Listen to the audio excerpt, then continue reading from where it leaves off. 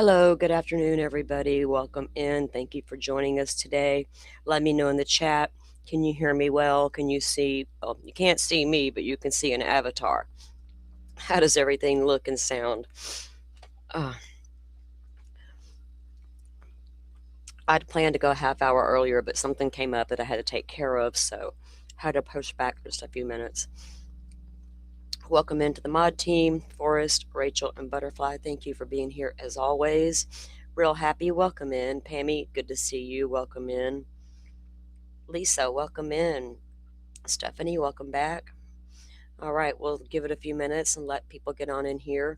We do have a press conference supposed to be happening here in just a little bit. In fact, let me get my other screen pulled up so I can monitor this situation. It's not due to the top of the hour, I don't think. Let me get my screen pulled up just to be sure. We're going to review a couple of things before the press conference starts, but let me check my feed thing, what I have set up for us. Okay. Let's see. No, it has not started yet, so we're good. Okay. All right, everybody, welcome in. I'm glad. Okay, good. Sound is good. We should be rolling. We should be good to go as far as our internet goes. I checked on everything, so we should be good. And I'm dealing with pretty decent weather today. I hope y'all are as well. Hope things have settled down out there. I mean, this case, guys, is fast moving, right? Things just keep coming like really fast. But before we get into today's topic here, today's show, Forrest, thank you for dropping that information in the Discord to me, to me and the mods. A story we've been following here, the Kansas City moms. There was Tiffany Adams, who was the ringleader, the mastermind, the God's Misfits leader, was the grandmother to the children that were that. So this case is Veronica. Oh my God, and Jillian Kelly. Forgot Veronica's last name all of a sudden. Anyway, they were killed in Kansas City, and Tiffany was one of the ones who was the ringleader of the group that murdered them. So she was finally sentenced. She did. So she had a no contest plea, right, that removed the death penalty off the table for her. So she ended up doing a plea deal, got sentenced finally, and she received 2 terms, life without parole for both murders, and a total of 12 years for post-mortem crimes. I think there was 5 years on one, 7 on another, but they were charged with what they did to the bodies after they were killed. There's still 2 more people left to be sentenced. I think one still has to go to trial. So that was an update on Butler. Thank you, Forrest. Yeah, the Kansas City moms, their whole story is so sad. Like, all these stories are sad, but then, to kill a children's mom because you want to be selfish and take them from her, it's ridiculous. So I'm glad to see that she got what was coming to her, because, man, you plotted, lady, you plotted, and it was horrible.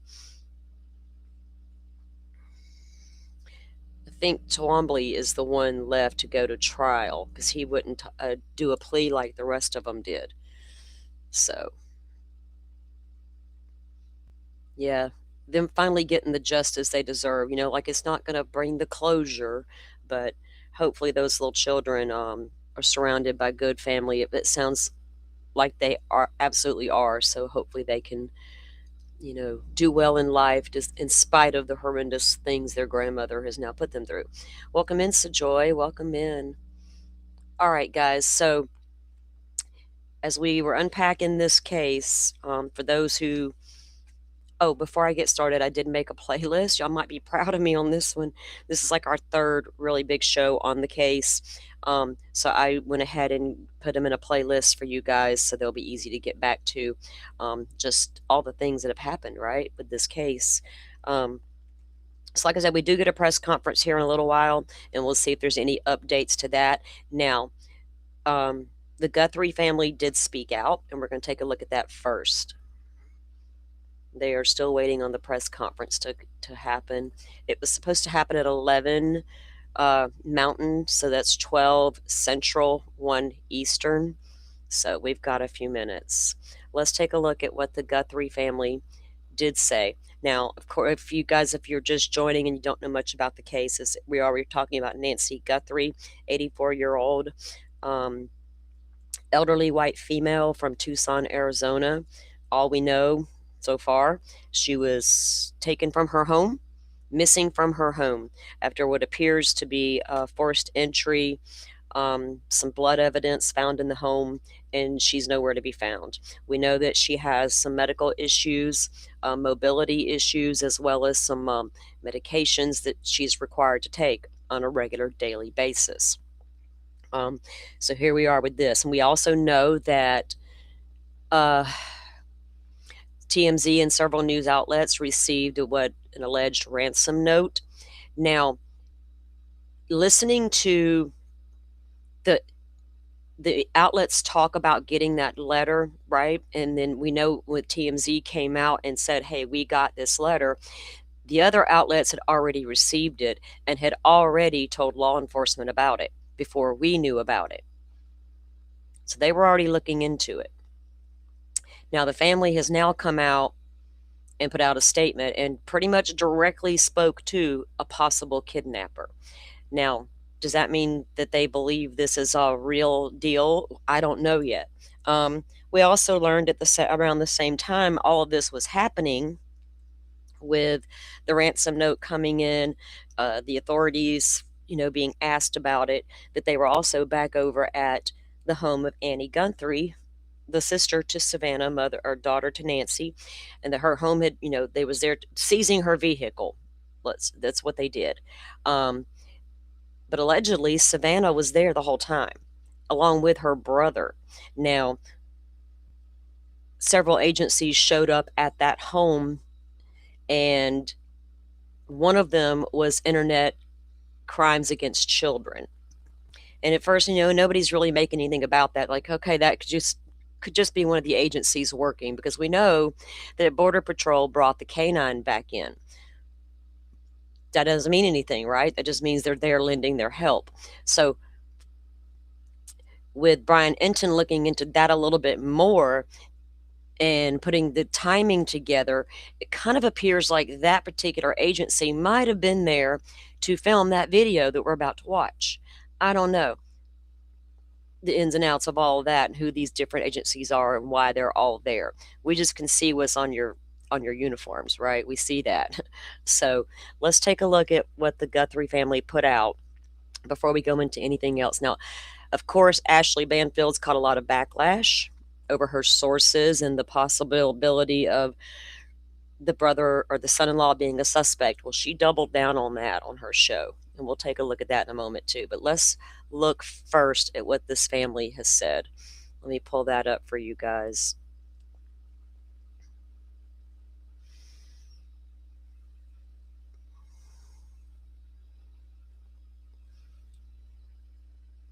Let me get the right one.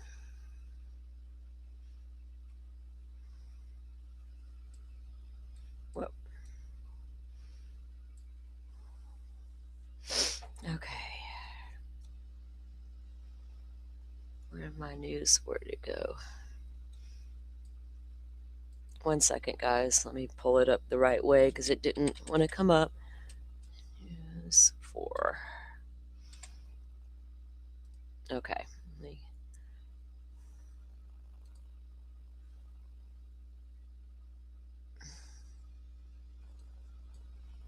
They put it out on their Instagram page, but we also have a video that was put on YouTube. We're going to look at that one. It's a little easier to view it that way.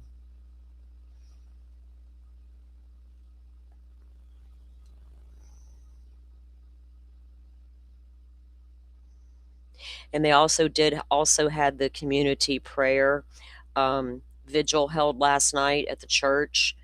They did have that as well. Well, let me do it this way. Well, the one thing I didn't have saved where it should have been. That's crazy. Yeah, they could have been there to help with the video.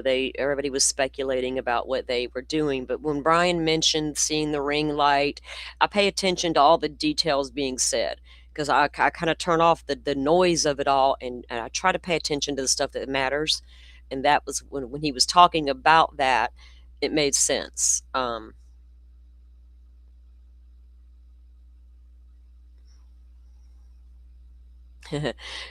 Never mind, that's a whole other story. Okay.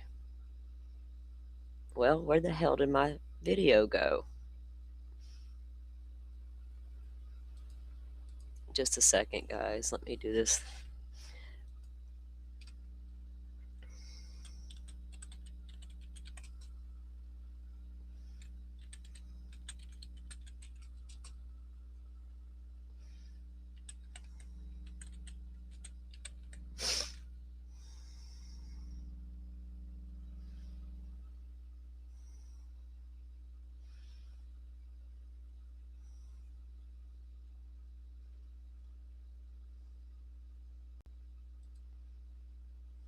Okay, this is not the whole one. That's not what I wanted, you weird people.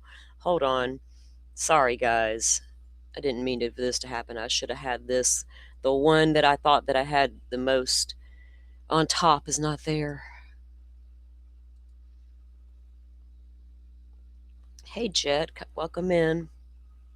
All right, let me make my screen larger so I can get a grip on what I'm doing here.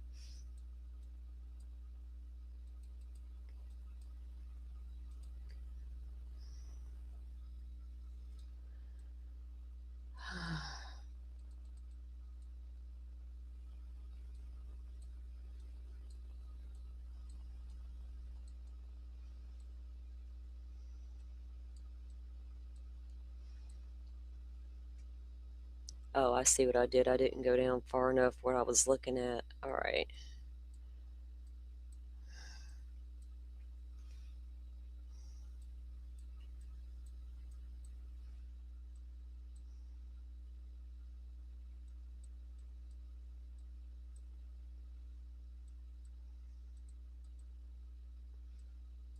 Hmm.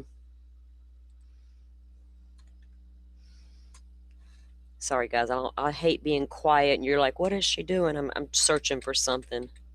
I don't want to have to pull it up on Instagram. It's the whole thing. Okay, here we go. Let's look at this one.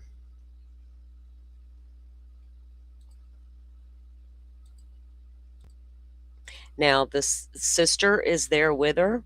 I think they're at the sister's home, um, and their brother is also there. I'm getting it to the beginning so we can watch. Okay, let me get the screen pulled up now. Everything else that we need to view, we have ready to go. All right, one of you mods, help me keep an eye on the presser. East Idaho News link is one I was looking at. There's several up to help me keep an eye on if it starts while I'm not paying attention. I appreciate it.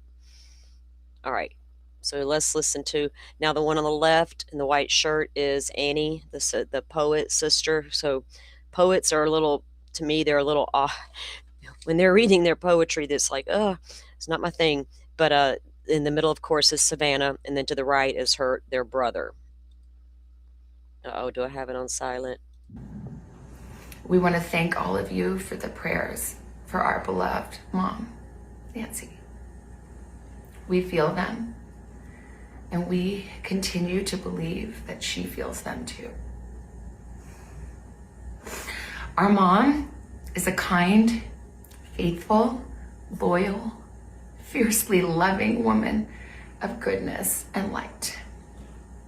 She's funny, spunky, and clever. She has grandchildren that adore her and crowd around her and cover her with kisses. She loves fun and adventure. She is a devoted friend. She is full of kindness and knowledge. Talk to her and you'll see. The light is missing from our lives. Nancy is our mother. We are her children. She is our beacon. She holds fast to joy in all of life's circumstances. She chooses joy day after day, despite having already passed through great trials of pain and grief.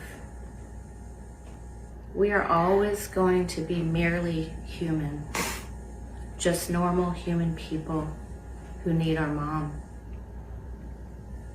Mama, if you're listening, we need you to come home. We miss you.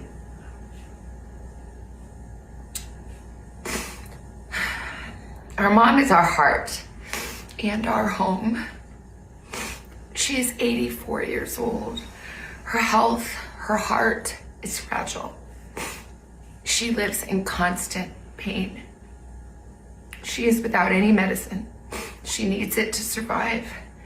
She needs it not to suffer. We too have heard the reports about a ransom letter in the media.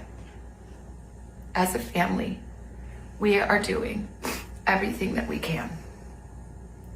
We are ready to talk. However, we live in a world where voices and images are easily manipulated. We need to know, without a doubt, that she is alive and that you have her. We want to hear from you, and we are ready to listen. Please reach out to us. Mommy, if you are hearing this, you are a strong woman. You are God's precious daughter, Nancy. We believe and know that even in this valley, He is with you. Everyone is looking for you, Mommy, everywhere.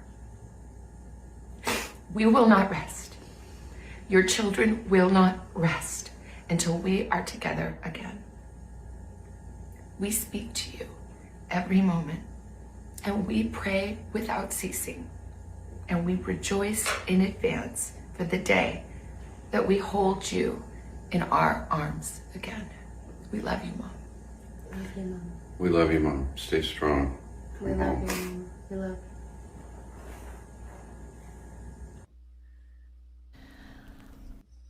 you. Mm. Now, they have also, directly said we're ready to talk if there is a kidnapper. Reach out to us. So that would them saying that would tell me that they directly weren't reached out to by a kidnapper, or maybe they were, and we just don't know. Did they only see what was sent to the media, right? We know that Savannah's security team was working with the law enforcement agencies, but we don't know as to the nature of that. Jet, don't work too hard, man, in the background with those chores and those errands. Be safe out running errands. Yeah, the sisters holding hands, Pammy, right? They're showing a united front. So that then when you go back to Banfield's statements, then you see that and you're like, well, what's up with that? Is that real support between the sisters there? We don't have a reason to believe it's not at this point. And the speculation around the different agencies. Now, we don't know why. Now, what the things that bother me are police releasing a scene, and then the very next day they're like, oh, wait a minute, never mind, we're going to come back for a couple hours, we're going to put crime scene tape back up, we're going to bring a dog in, and we're going to do a grid search around behind the house. That was literally hours after they stated we're done with this crime scene. So what prompted that? Pressure from other agencies that were like, what did you guys do, this, and this? Or did something come up in the investigation to prompt them to go back? Probably didn't do a thorough enough job in the beginning, right? Did another agency that we see the bigwigs are all there. There's nobody telling the little guys, hey, man, you might have made a mistake, right? because there's just been a lot of crazy activity with as far as law enforcement's concerned, with going to the 1 hour from the family getting the call that she didn't get to church, arriving at the home around 11, apparently conducting a search on their own for about an hour before calling law enforcement. But if you see signs of a forced entry and there's blood evidence we didn't get suspicious. I don't know the ins and outs of that yet. None of us do. Um, they claimed early on that they did a grid search with helicopters and drones and airplanes, and volunteers were used to search the ground. Evidence from in the home, her car was there, her keys, her purse, her phone, her Apple Watch on charge, her medications, all were still at home. Signs of a forced entry, blood evidence inside and outside of the home. Law enforcement said that DNA samples were taken from inside the home and matched Nancy. And then on the 3rd of February, reports of Annie's car being towed, the daughter of Nancy. Police released the scene on Tuesday the 3rd as well, but by February 4th, they returned with crime scene tape and canine. And the helicopter had also returned. They also did a search in the nearby field. By Tuesday evening on February 3rd, we learned about Annie's car being towed. The Banfield claimed about the prime suspect. We also learned about the ransom note stuff. So all of that was on the 3rd. And the ransom note demanded a substantial sum of money in the form of Bitcoin. It included details about damage to the home. Now, if it included details about damage to the home, Banfield reports that the back door was wide open, but cameras were smashed. What specifically did this would-be kidnapper say about the damage in the home that makes law enforcement go, huh, that might be legit, only we know that. Now, would it be back door broke into, or did they say, hey, there's going to be smashed cameras? They also claim they could describe what Nancy had on the night she left. But the sheriff stated in the press conference, the first one, they didn't know what she was wearing. So take all of that with a big grain of salt, right? Because there's just so much we don't know yet. And then, of course, we just saw the family speak and speak to possible would-be kidnappers. If the kidnapping is real and the family comes out and makes a plea like that, do you think they would contact them at that point? We've not heard anything else about any further contact from these would-be kidnappers. Nothing.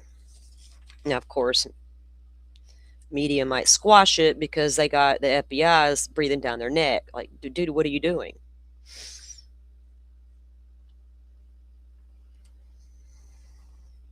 Okay, let me look at my playlist here. All right. So let me make sure we got a few minutes before that press conference is scheduled to start. We all know how that goes. They never start on time.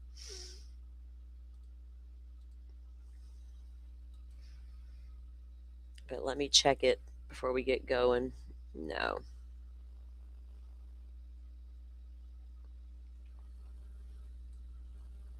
They had posted onto their sheriff's department, posted on their X page yesterday. Remember, they came out after Ashley Banfield's sources told her this and that. Then the sheriff's department came out just a couple hours later and posted on X that no, we don't have any, suspects at this time, no person of interest at this time. In fact, this was the statement that they did release. And then a little while later, they posted that there would be this press conference today. Remember the other day, the sheriff's like, oh, we're not going to talk for a couple days. I'll see you guys in a few days. Well, I think, with all this talk about possible kidnappers and such, we don't know what kind of information we'll find out today during the press conference. So,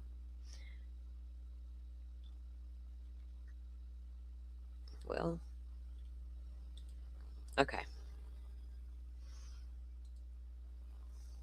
All right, so we're waiting on that to start. Let me play you guys a little bit of this to my playlist.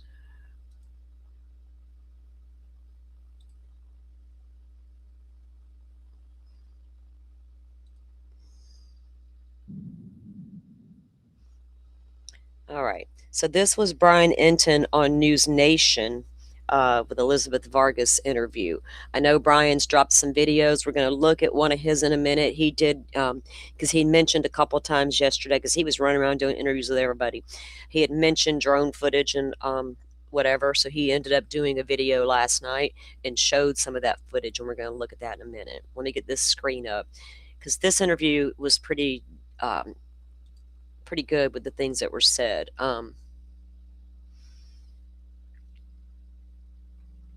Yeah, Rachel, that's what I always say. These police departments got to learn how to handle media. Period. And they should all have a media person, right, that can come out and speak, because these sheriffs might be a decent sheriff or a good sheriff, but he may not be a good talker, right? Um, he was never needed to, some of them don't need to be the voice of their departments, let's put it that way. They'll learn one day. I'm tired of telling them. I've been saying it for 2 years. Honestly, I've said it for 2 years. And then I saw Sarge say it on Twitter. I was like, thank God somebody else is finally saying it that maybe people will listen to. They don't listen to me. I can't with half these cops. I just tune them out half the time, because they're just give me the details and quit with all your word salad. Good evening, everyone. I'm Elizabeth Vargas. We begin tonight with breaking news in Arizona. You are looking at a live shot at Nancy Guthrie's home, where there has all of a sudden been a major police presence. Police are roping off the house with crime scene tape, and dogs, search dogs, and search teams are all on the grounds. This is all happening as the search goes on for the 84-year-old mother of Today Show host Savannah Guthrie is now in its fourth day with still no sign of her, and wild speculation filling the information vacuum. The Pima County Sheriffs Department is shooting down reports that a family member is a prime suspect in the abduction of Nancy Guthrie. In a statement today, it said investigators have not identified a suspect or person of interest. The office added that detectives are working closely with the family and noted that, quote, the sharing of unverified accusations or false information is irresponsible and does not assist the investigation. Now, what we do know about Nancy Guthrie is concerning. The sheriff says she doesn't have dementia, so she couldn't just wander off and wouldn't do that. On top of that, Nancy has trouble walking even 50 yards on her own. So someone else likely took her out of the house.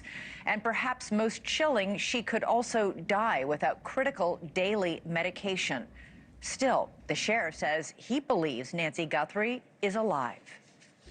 We have nothing else to go on but the belief that she is here. She's present, she's alive, and we want to save her.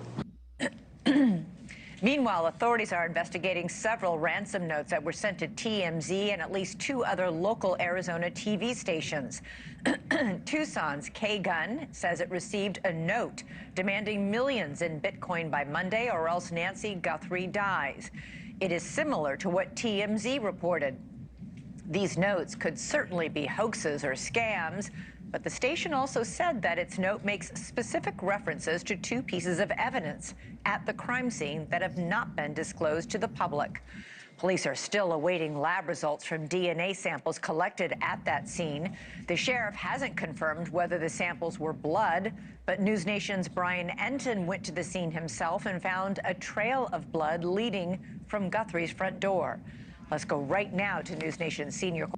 Thank you, Butterfly. I am watching. So they're getting set up now for the press conference, guys. We're going to I should have started this at the interview when she brought Brian on, but I'll let this play for a moment, and I'll keep an eye on this. If we need to interrupt what we're doing to get to the press conference, we're going to do that. Correspondent Brian Enton. Brian, what's happening at the house? You were there when just minutes ago police arrived in a pretty big number.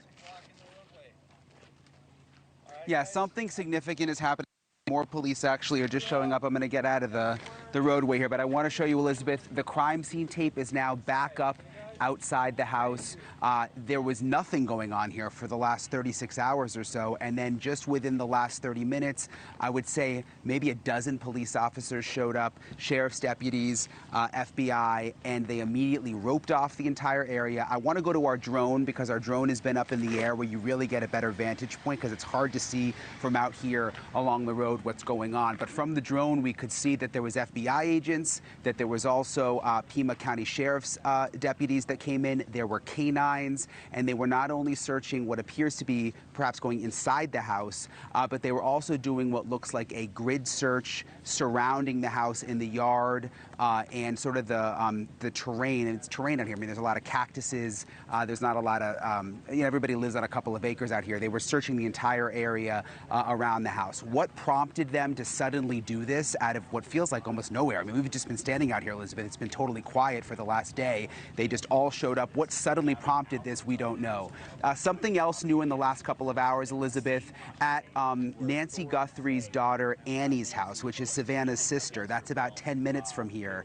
At her house, there's been some action over there, too. We saw federal agents arrive there. They went inside the house, and to my knowledge, they are still inside the house. They've been there for the last several hours. The FBI was also there yesterday. We were told that Savannah Guthrie was also there at some point, so we don't know if they were just going there to give them an update or what the significance of that is, but there's also been police activity at that house too, Elizabeth. Yeah, that could be obviously just keeping the family up to date on what they're finding. So I thought it was interesting to see some of the footage about what they were actually doing back at the house. And why release a scene? They should have kept it secure the whole time, just in case. Not only with their investigation, but with these ransom notes that have gone to 2 Tucson TV stations as well as to TMZ. Brian, have police said anything there? And is it possible they're just putting up crime scene tape to keep reporters back for some reason? No, I don't think that that's what's happening because it wasn't just a couple of deputies coming out and putting out crime scene tape. It was a whole search unit here. There's another car behind that, and then there's a minivan that about 6 agents got out of. And again, with the drone, we could see. Oh, a minivan with 6 agents. That brings back memories. The Cowboys in Idaho. Hope we got the Cowboys. They came in. See that they were redoing a search out here and that they were investigating once again. So what prompted that, we don't know. It's interesting you bring up the ransom notes, Elizabeth. We've confirmed that, we learned about the ransom notes yesterday, so that was Tuesday. But on Monday night, when no one was reporting about the ransom notes, they went to Savannah Guthrie, the sheriff did, and showed her one of the ransom notes. So she knew Monday night. Presumably the one that went to the local TV station. The significance of that, why they would want to show Savannah the ransom note, we don't know, but we do know they went. Well, I think that the family deserves to know before TMZ decided to run live with it, that this was going to be out there. This is a possibility. We have to look. You can't blow that off. If you can't blow off the hired help and you can't blow off the last person to see them, you can't blow off these random ransom notes either. I'd be pissed if the law didn't tell me about that and TMZ reported it. I'd be like, excuse me, I'm going to take to the mic right now. I got a huge platform. It's called The Today Show, and the mouth is about to run. TMZ. And showed her and the family the ransom note. Thank you for watching. Subscribe below and download. They end all their annoying video. They end all their videos with annoying Chris screaming at me. Oh, thank you. Like, dude, calm down. All right, we're going to look at some more Enton's video in a moment of the drone footage. I'm keeping an eye on the presser. It takes them forever to get set up, the podium, plugging in microphones and this, that, and the other. It makes me wonder what they're doing in the back. The ones that are going to come out and speak, they're just having a cup of coffee, shooting the shit. What are they doing? Comparing notes?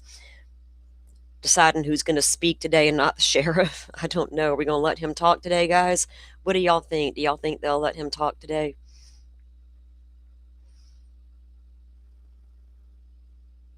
Let me pull up that stream and then after the press conference is over, we'll take a look at a few things.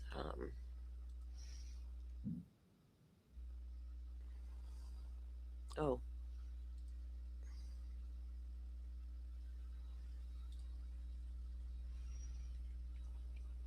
Well, I'm not surprised that TMZ done that, right? Honestly, I knew about Harvey Levin before TMZ was TMZ. He goes way back, just like Nancy Grace and Ashley Banfield. They're way backers, right? I know y'all from way back. Harvey's wife died in his mansion. She was murdered. I don't. Tabloid TV, not surprising. Irresponsible, yeah, especially if law enforcement didn't know about it yet, right? But how many?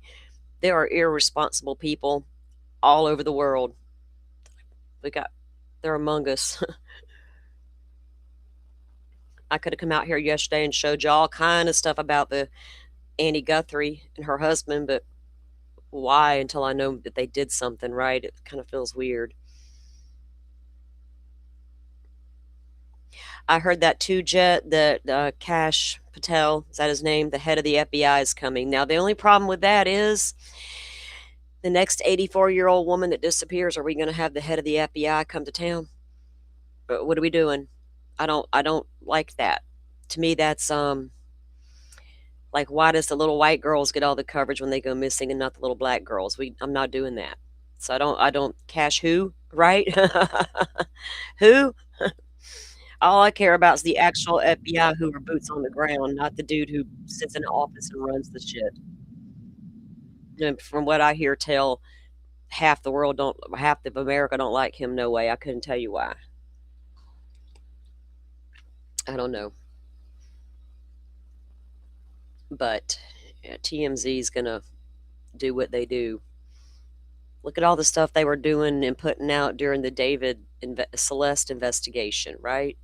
Like they just and YouTubers get called the big bad true crimers. With the fingers go to us little guys when it's the big bad guys that are acting up. Y'all the ones acting up, not us. Yeah, I don't do double standards for us. I have boundaries. I believe in what I believe in, and I don't flip flop on that shit. Am I open to having my mind changed on things? Absolutely. But down at my core, my values, no, I don't wishy washy on those things. I can't do wishy washy. Sometimes you got to stand firm in what you believe, and sometimes you got to be willing to be open, right?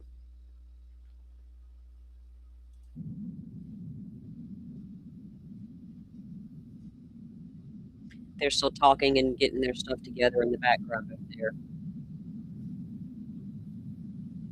They're all laughing and cutting up. It's like, that's not the time, people. That is not the time.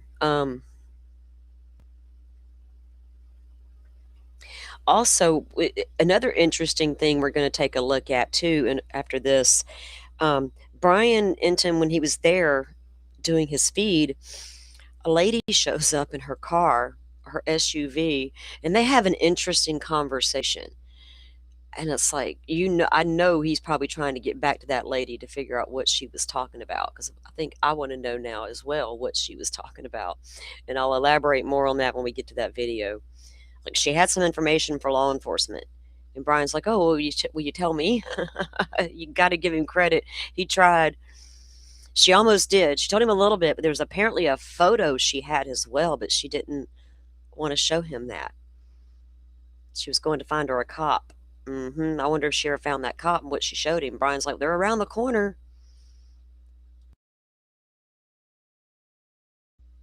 It may have been something, or it may not have been anything. All right, they're plugging in another mic.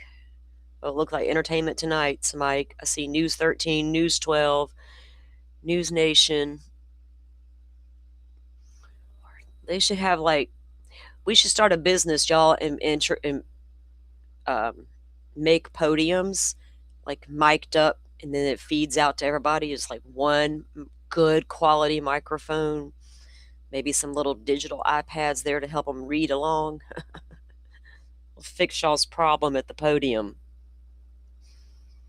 Y'all been dealing with 100 microphones shoved in your face for as long as I've been watching TV.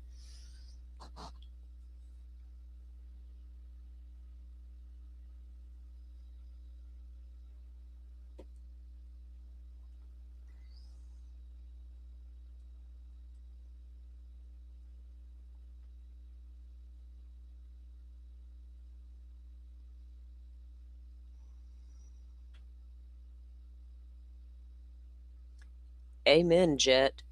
When the last thing you notice is the color of skin, and when the first thing you look for is the beauty within, you shall be free. Preach it. Preach it. Couldn't have said that better myself.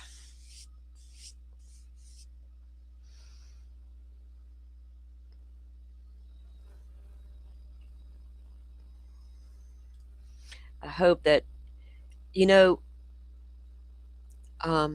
hey, true crime fan girl, welcome in. And Sarah, I think you're here as well. I saw you pop in.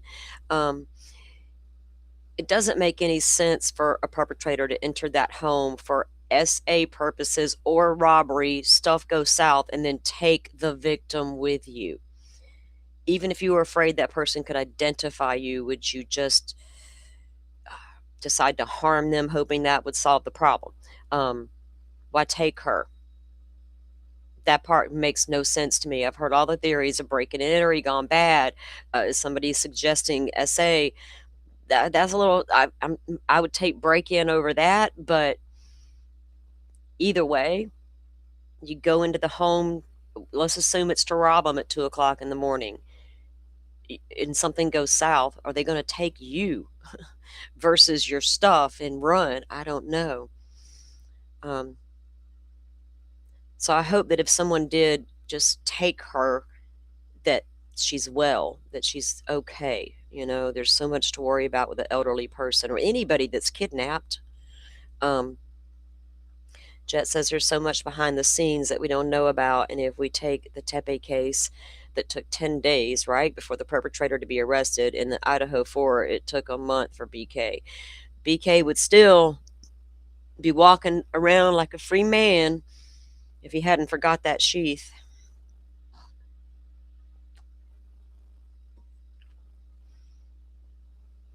And Ashley's going to remind everybody about that when she doubles down on my sources. I was like, girl, oh, hell.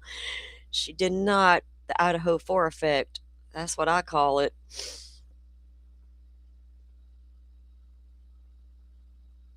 Right. Right, Pammy. And if it was a well thought out plan and the person knew of the victim, say like there was an employee, just we're theorizing.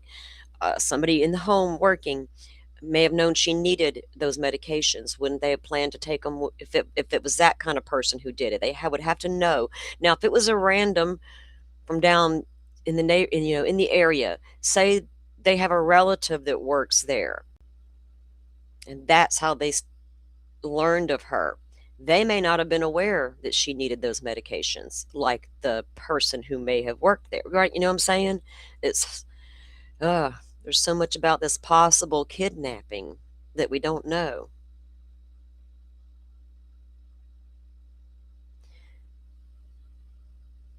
Yeah, Carrie, we can't help but get a bad feeling, right? But also hold out hope at the same time. But geez, Asha, she already did, Salty. What? Already did what?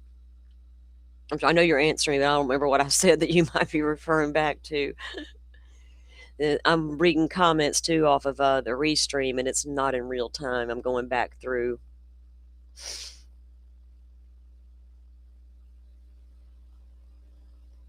Yeah, I mean, I don't think things went as planned either, Jet, whatever the plan was.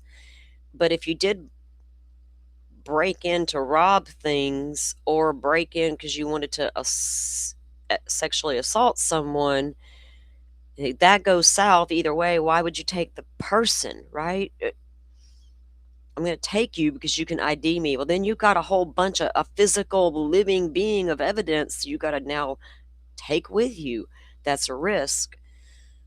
So that part kind of makes me believe that the kidnapping theory, right? Who's going to leave with the old lady and not, oh, okay, yeah, about BK, yeah. Um, so I don't know. That's the part that stumps me is why take her? It makes no sense. And then I think about that blood that Brian showed us on the outside of the front of the home, and even like butterflies, bloody nose, things like that, because it appears that why is the back door wide open, but yet we got blood at the front door, right? I mean, did they enter into the back door? If you look at the back of that home, it's you got to go through other yards to get to it. Well, there's a lot next door, but it's brushy and all the things, right? So we don't know the entry point, the exit point. We know the camera at the front door where the blood was found was smashed and gone, or at least gone. We were hurt. Oh, here comes the sheriff. Oh, Lord, they got him back up here, people. Y'all bear with him now. He's nervous Nelly. He cannot help himself. Any of these microphones up. So he's having an issue too. Good morning. I hope you've been kind of informed of the rules. That I'm going to try to get as many, if not all of you, an opportunity to ask a question. But last time we tried this, it was just kind of chaotic, people yelling. Not that we know of, Sarah. You just kind of be patient with me. Pay attention to the questions asked, because sometimes you guys want to ask the same question twice, and you're going to get the same answer. So help yourself get what you can out of this. I'm going to give you one question and a follow-up, okay? But before we get there, I do have some comments. First of all, I want to begin by offering our condolences to our partners at the state Department of Public Safety's tragically lost 2 members last night in a helicopter crash up in northern Arizona. So if you would keep them in your prayers, Colonel Glover and his team, I'm sure, would greatly appreciate it. Along the same lines, I think you all saw last night, I'm trying to speak up, not yell. Apparently I talk soft. We saw last night the family, they just hurt, understandably so. And so I really want you to know this entire team here, those behind me, and our community are hurting with you. We really just want Mom back, okay? Right now, we believe Nancy is still out there. We want her home. Our department, the Sheriff's Department, along with all of our partners at the FBI, have been working around the clock. And we just want her home and find a way to get to the bottom of all of this, just as you do. But I have other partners out there who have stepped up, and you've probably noticed them in the last few days, if not the last few hours, and you're going to see more of that. Well, I made a decision to contact our PCRIT team, and those of you not local, that's our Pima Regional Critical Incident Team. It's made up of law enforcement officers from this entire valley. Pasquayaki Police Department, Tucson Police Department, Marana Police Department, Oro Valley Police Department, Pima College Police Department, this is Tucson International Police Department, Sarita Police Department. There's so many of them, and they are going to help us tremendously. And that's really done because we have so much in front of us still, and we're hoping that, I know the FBI has committed a very large number of men and women to partner with us, work side by side with us. We go do an interview, they're going to be there with us. We're going to go look at some evidence or process evidence, they're going to be right there with us. We're sharing every piece of information, all the data we can to get this thing solved. And it's important that my partners in law enforcement know and understand their roles, because it is very large, complex investigation with a lot of moving parts. And we're at that phase now where sometimes we're waiting, right? We're waiting for analysis. We're waiting for lab reports. But even then, when they come back quickly, for example, some DNA, we rushed what we thought was the best target for DNA. We did a rush through and got some of that back. The results were minimal. I think you all know the blood on the porch. That was one we did. It came back to Nancy. That's what we know. But there's still more items that have been submitted. We just haven't got them back yet. But in the meantime, we're not just sitting on our haunches waiting. We do have a number of leads coming in, and that's why we brought to be able to get out there and handle these leads as they come in as quickly and as expeditiously as we can.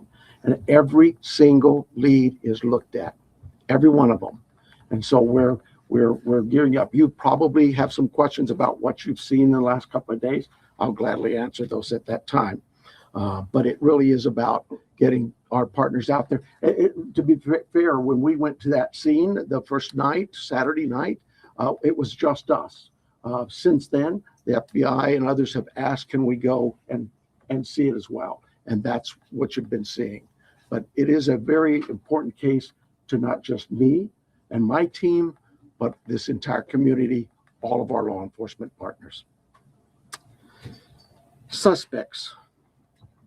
I know there's been a lot out there about suspects, and I want to be very clear. At this time, we have not identified a suspect or a person of interest in this case. We are working our best to do that. But to be clear, we have nobody of interest or any suspects that you would consider a prime suspect. We're just not there. We're not there yet. The timeline, I think we've got it on the board, do we not? This is a timeline that we have been able to develop with some of the things that we've had processed. Various pieces of electronics that we've gathered. And you look at some of this, and I know you're going to say, well, why did it take you so long to get this to us, Sheriff? Well, because one thing, it's got to go out and be processed at different lab sites. And sometimes that stuff comes back to us. And like you, we have questions. And we say, wait a minute, what is this about? What about this? Could it be that? And so it's sent back or it's sent somewhere else. So, and that's happening with all of the things we see, that process, that review, and that questioning of, all right, what is it we're looking at?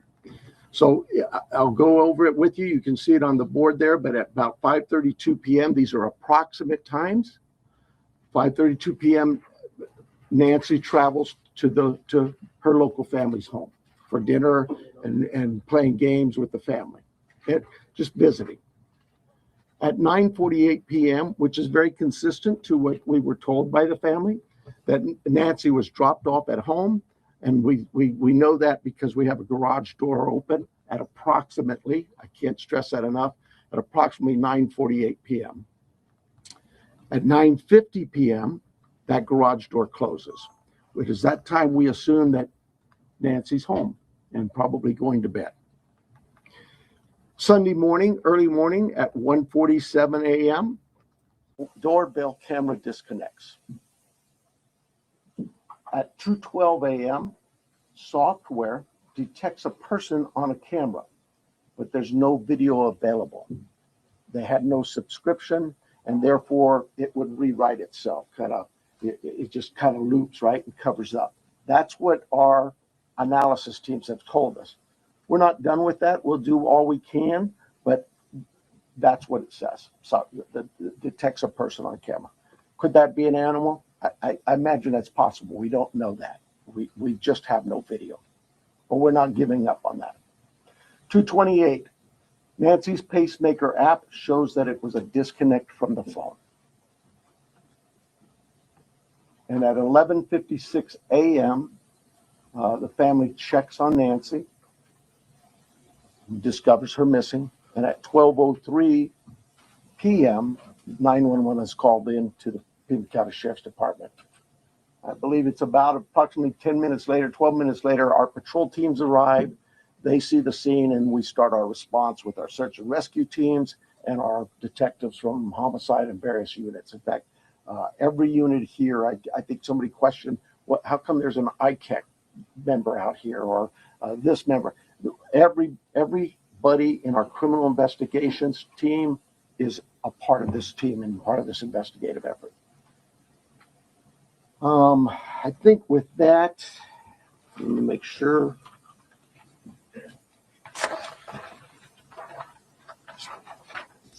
Now, I want to clarify some things that I may have already done, but yeah, I've gone over with the blood at the front door, the doorbell camera. It was removed. We know that, but we're not confirming that any cameras were smashed or destroyed around the house. I don't know where that came from, but that's something we're not confirming. The car, the car that was at the home, it's just standard investigative practices. It's part of the search warrant scene, court orders. We pull it out of there and do our scene processing with the vehicle. Uber, we did speak to a driver because Nancy, we learned, had been taken the Uber to the family residence, the daughter, for dinner. And we located that driver and spoke with them and got that information. You guys got this, I think, conducting follow-up. I think you said somebody had mentioned that they saw a team out there again last night or yesterday, and that's just, again, what I was talking about before. Our partners wanted a chance to see it and examine things themselves, and more importantly, it's just we're constantly following up on things and go, hey, what about this? So we want to go back and check on some things.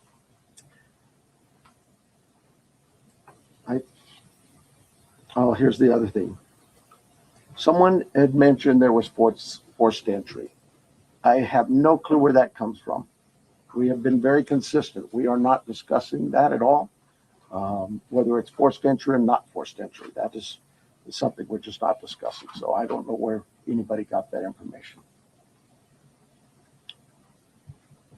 I think I am about done with my piece of this. I'm going to bring up here Heath Yankee, and I think you know, John Edwards is the assistant agent in charge with the FBI here at the Tucson office. Heath Yankee is the special agent in charge for the state of Arizona out of Phoenix, and he will come up and speak.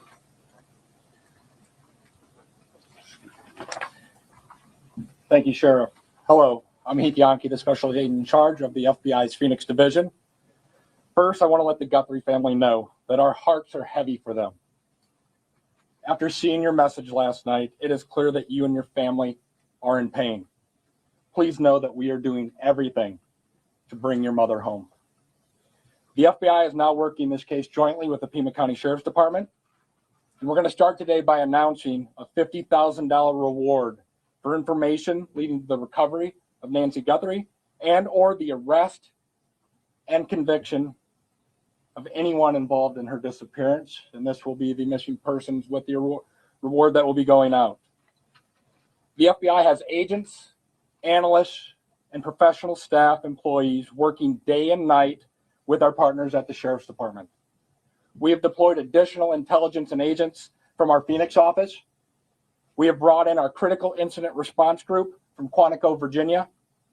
Members from our cellular analysis survey team are here, and they continue to collect and process digital information. We are actively reviewing and analyzing information from all digital sources, which includes banks, social media companies, phone companies, and any other organizations where a digital footprint could have been captured. All this information provides data points and helps put the picture together. And we will be in the community continuing to conduct a thorough investigation with our partners. You heard about us out there last night. We will be back out there today. I would ask the media, give our investigators the space to do their jobs while they're out there. Next, regarding the ransom letter. We are aware of a ransom letter that was sent to the local media and then to national outlets. As with every lead, we are taking it seriously. We are in communication with the family. And while we advise and recommend from a law enforcement perspective, any action taken on any ransom is ultimately decided by the family. Thank you to those in the community that have called in tips. For anyone out there that may have information, no matter how small you think it may be, please report it. You can do so by calling 1-800-CALL-FBI or online at tips.fbi.gov. My next message is to those imposters who are trying to take advantage and profit from this situation. We will investigate and ensure you are held accountable for your actions. We have made one arrest related to an imposter ransom demand, and a complaint will be presented to a magistrate judge later today. You will get more on that from the FBI and our U.S. Attorney's Office here in Arizona when it becomes available. To anyone that may be involved, do the right thing. This is an 84-year-old grandma. This is an 84-year-old grandma that needs vital medication for her well-being. You still have the time to do the right thing before this becomes a worse, much worse scenario for you. Please return Nancy home. Thank you. Alright, so you want to call them or you want me to call them? Okay, so the first person we're going to start with the list is going to be NBC National, Liz Price. Right here. Can you walk us through that timeline from when you believe, if you look at this here, from 147 to 228, what you think happened there, and what particular software would have detected somebody on camera? Yeah, I don't. I know we know the software that was there. But I'm not. I'm sorry. I'm just not in the weeds. I know that. Think of your doorbell cameras. Somebody walks up. My wife's. If I walk up, she gets an alert, and it's usually something like that. A person's detected. So to understand them above, one, does that mean that it was about a 45-minute span that this suspect or suspects would have been on the property? And then also, does this essentially mean that you cooperated with the tech companies and you can officially say that no surveillance video is available from the home? We know that the tech company that we sent that camera off to, yes, they've said they've run out of ways to recover any video. Next person's going to be ABC News, Aaron Katersky. Yeah. I'm sorry, was what 45 minutes? Can we say it's about a 45-minute span that somebody would have been on the property then from 147 to 228? Yeah, I think those times speak for themselves, and it is about, like I say, those are approximates. So yes. I'm sorry, who was next? Did Aaron you say? Katersky, ABC News. Hi, Sheriff. Thanks very much. Is there information that you are purposefully withholding because of the active investigation that might be leading you in a particular direction? You know, this is no different than any criminal investigation that we conduct here. Law enforcement has conducted investigations since 1865 here in Pima County. We're always mindful of what it is that's in front of us and what we should release and can release. There's legal guidelines that guide us, but there's also strategy too.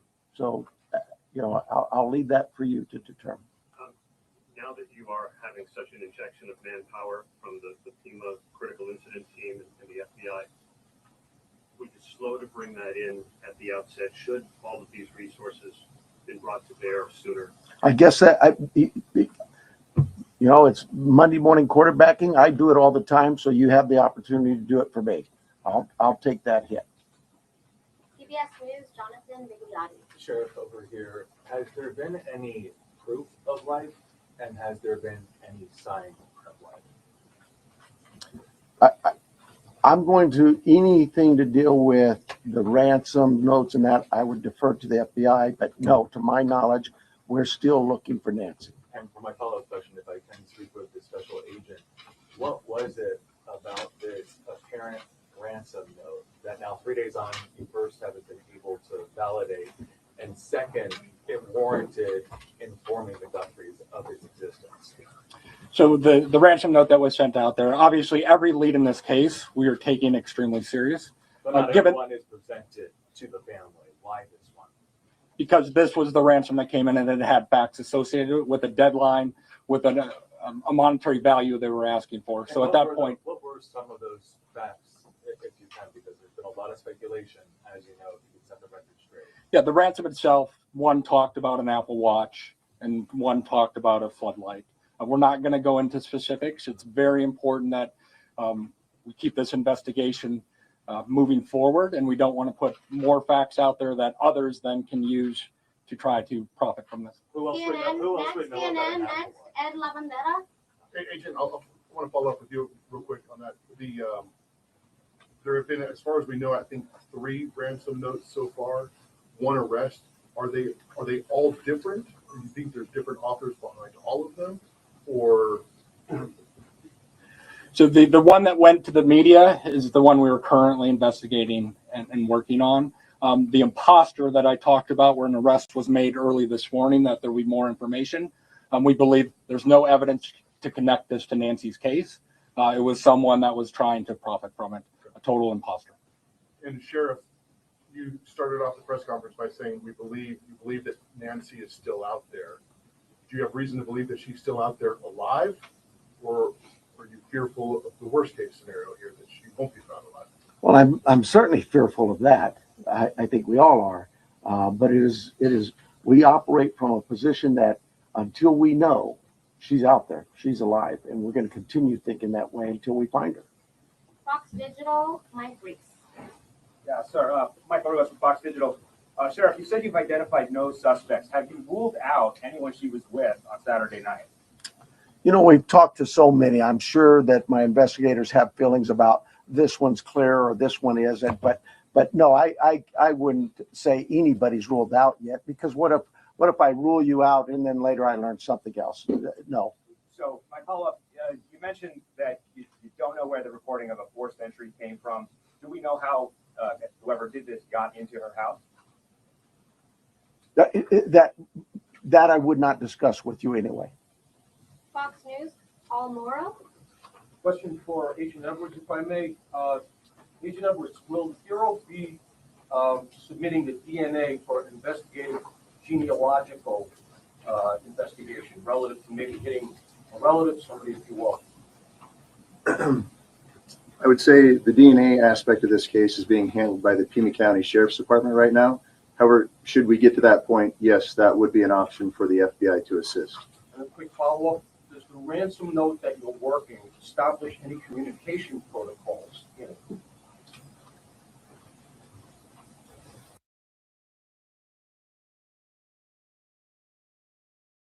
If someone has Nancy and is demanding the ransom, that there is communication with the family.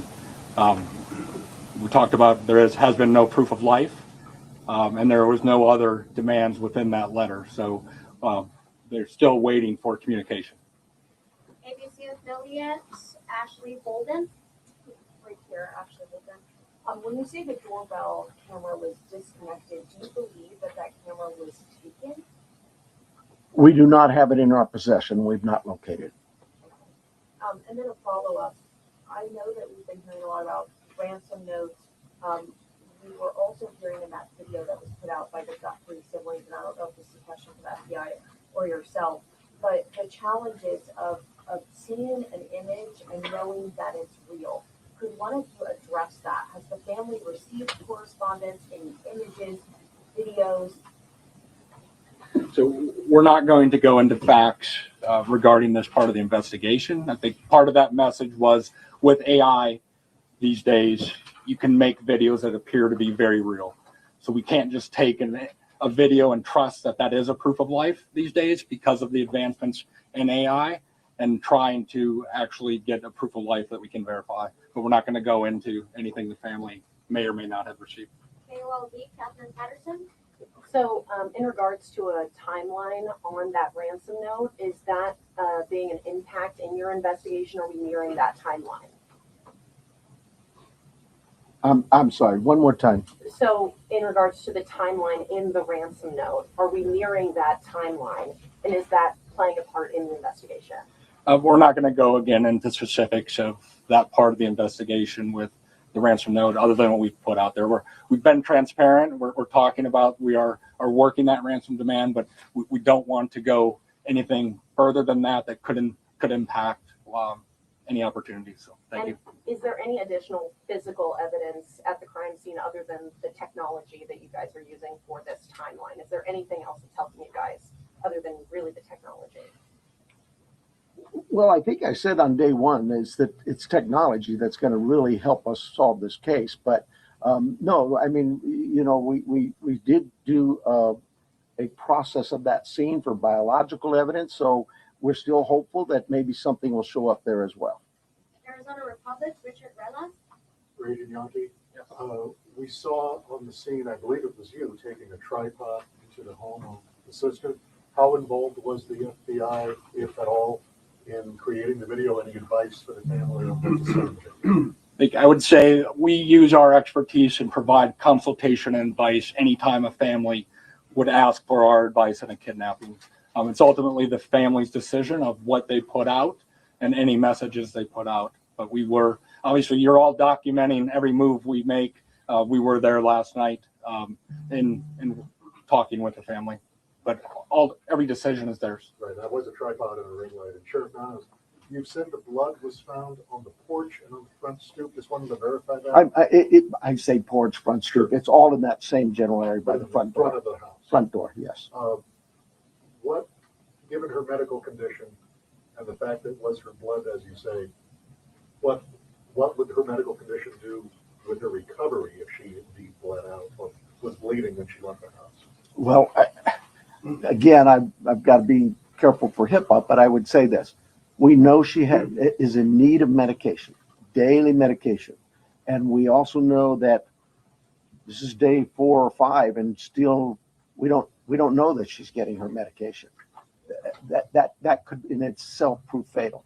And for the, No, that'll be for the our question. reconsider For her name? K-Gun News, we have Craig Smith or Athena. I'll get that for you. I'll do that. Craig? K-Gun, Athena, Craig Black. Okay. Have you been in communication with anyone who you believe could be the kidnapper? You know, it goes back to what we talked about. Nobody's eliminated, but we just really don't have enough to say, this is our suspect, this is our guy, we know, or our gal. We just don't know that. And it's really kind of reckless to report that someone is a suspect when they could very well be a victim. It just, I bring to you, to the media, I plead with you to be careful of what it is we put out there, because we don't have anybody here listed as a suspect, and you could actually be doing some damage to the case, but you can do some damage to that individual too. Social media is kind of an ugly world sometimes. And how far out have you expanded your search, you say? You know, I would tell you this, look, nothing's off the table. If we get a lead that there's somebody, hey, you've got this over here or over here, we're going, and that will expand and expand and expand. I think the FBI with their billboards, they're now planning to put those up at every state around here, at all of our neighboring states. So we use you, the national media, the FBI with their national outreach to affect that for us.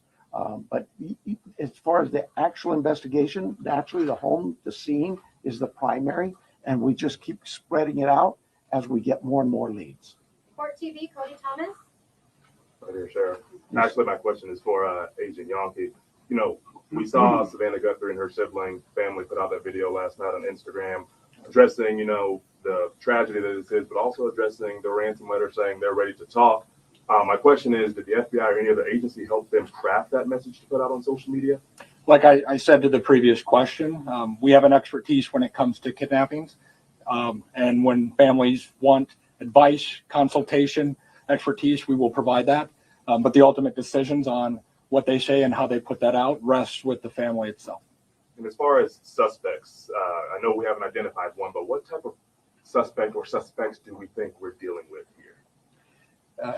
At this time, like the sheriff has said, there is no primary suspect identified, so it could run the gamut. So, KPNX, Troy Hayden. Are you actively investigating the son-in-law in this case. I know there were reports earlier this week and you refuted that. You said you haven't eliminated everybody. Have you eliminated him or come close to it, or are you actively looking at him? We're actively looking at everybody we come across in this case. Everybody. We would be irresponsible if we didn't talk to everybody. The Uber driver, the gardener, the pool person, whoever, everybody. It's so cliche, but everybody's still a suspect in our eyes. That's just how we look at things and think as cops. Does that mean we have a prime suspect? No, and the family has been very cooperative. They've done everything we've asked of them, and we want that relationship to continue. And sometimes people can be mean out there, and that can really harm us and harm our efforts.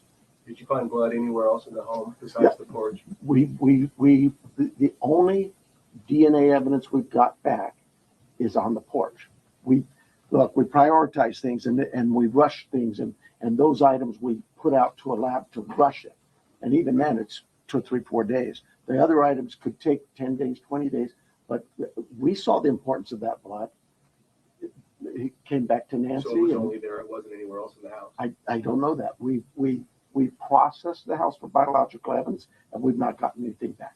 Newsmax, Sarah Williamson. Hi there. My question is just piggybacking off our colleagues here about how far this search has gone. When it comes to doorbell cameras, you say technology plays a critical role in this. Have you been actively door knocking the neighbors and businesses and collecting those doorbell cameras? And is there anything that has come up there, and how far is that? I can't tell you whether things have come up or not, but we have door to door. I think we're still doing door to door, not just in that neighborhood, but other neighborhoods. Just as leads come in and take us somewhere, we're going to do those things. Okay, and just to follow up as well in regards to the video that was released by Nancy Guthrie's children last night, just to clarify, that was not coordinated with any law enforcement beforehand, and that you hadn't seen that video before it was released? The FBI is handling all things with the ransom. I think the answer was yes, we were there. The media was there. We can help coordinate, provide that consultation, but that is the family's decision of what they film and what they put out. Fox 10, Justin. Agent Yankee, this one's for you. Following up on that video that was released yesterday, it said, ultimately any further action is decided on by the family. Since then, have they expressed any more interest in more efforts to try and get in contact with who is behind the ransom letter? And do you have a crisis or any sort of hostage negotiator with your team for that type of situation if it moves forward? So the two parts of that question I think it's pretty clear. The family wants to be contacted. They know time is of the essence. And if those that may have Nancy are watching this, the family is ready to talk, get proof of life, because there has been no contact after that ransom note went to the media. For your second question, yes, we have crisis negotiators. That is part of our team here locally, along with the personnel we brought in from Quantico, and they will be part of it. But we're not going to go beyond that of any specifics. Sheriff Nanos, taking down the crime scene perimeter after Monday's investigation and really opening access to that property to everyone else, was that something you would do differently looking back, knowing that federal authorities also conducted a search yesterday? Would you have kept that perimeter up, knowing that? Monday morning quarterback, I probably would have, but I'll say this. We processed the scene. We got what we thought was complete. My team did that. I have to have all the faith and trust in their abilities and their skills, and I think they went through that pretty well. But because another agency now steps in and wants to assist, we're just like with you, we're an open book. Absolutely. How can we help? One of the things people don't see, I heard your question about, and we left and then others can walk up. When we process a scene and we're done, we return that scene to in this case, the homeowners, the family. And we don't just go march back in there. We call the family again and get permissions to go back to the home. So yeah, there's, again, Monday morning quarterback, absolutely. I probably could have held off on that. We knew that the FBI, we've worked with them before in a lot of cases, and we felt like they could be of help in this, with particularly the forensic analysis we use in a number of things. But we, at the start of this thing, we weren't sure what we had. And as the day progressed, we realized that there could be more to this. And we started in that. Remember, it was a search and rescue mission the first few hours. And we transitioned that over to a criminal investigation. With that, brought in our partners from the FBI and others. Have you heard from President Trump on the resources? I was actually going to ask about that. We saw the message yesterday. Are you next? Yeah. Okay, I'm sorry. Following up on that, we saw the message from the president yesterday. Have you personally received any communication from him or? No, and I wouldn't expect that. He too is a busy man, right? And I would say this: we thank him for him opening up his entire law enforcement team, as was put out yesterday. And we know, I know my local reporters here know we've always worked well with all of our partners in law enforcement. Maybe it's something unique to Southern Arizona and the rest of the country doesn't see that, but this isn't new for us. We've done this. Gabby Giffords, I headed up that investigation many years ago, and we worked side by side. Could not have got things done if we weren't with the FBI on that. And just the other question, this being a border state, have you guys had any communication with Mexican authorities? I have not. I work closely with the Mexican consulate, as other consulates, being the sheriff, but no, I've not heard from them. Arizona, Univision, Monterrey. Hi, Sheriff. My question is, do you know, it's a two-part question, do you know what medication Nancy uses? And have you checked the local pharmacies and pharmacies around her state where they thought her state does medication to keep her alive, keep her healthy, while still work with her?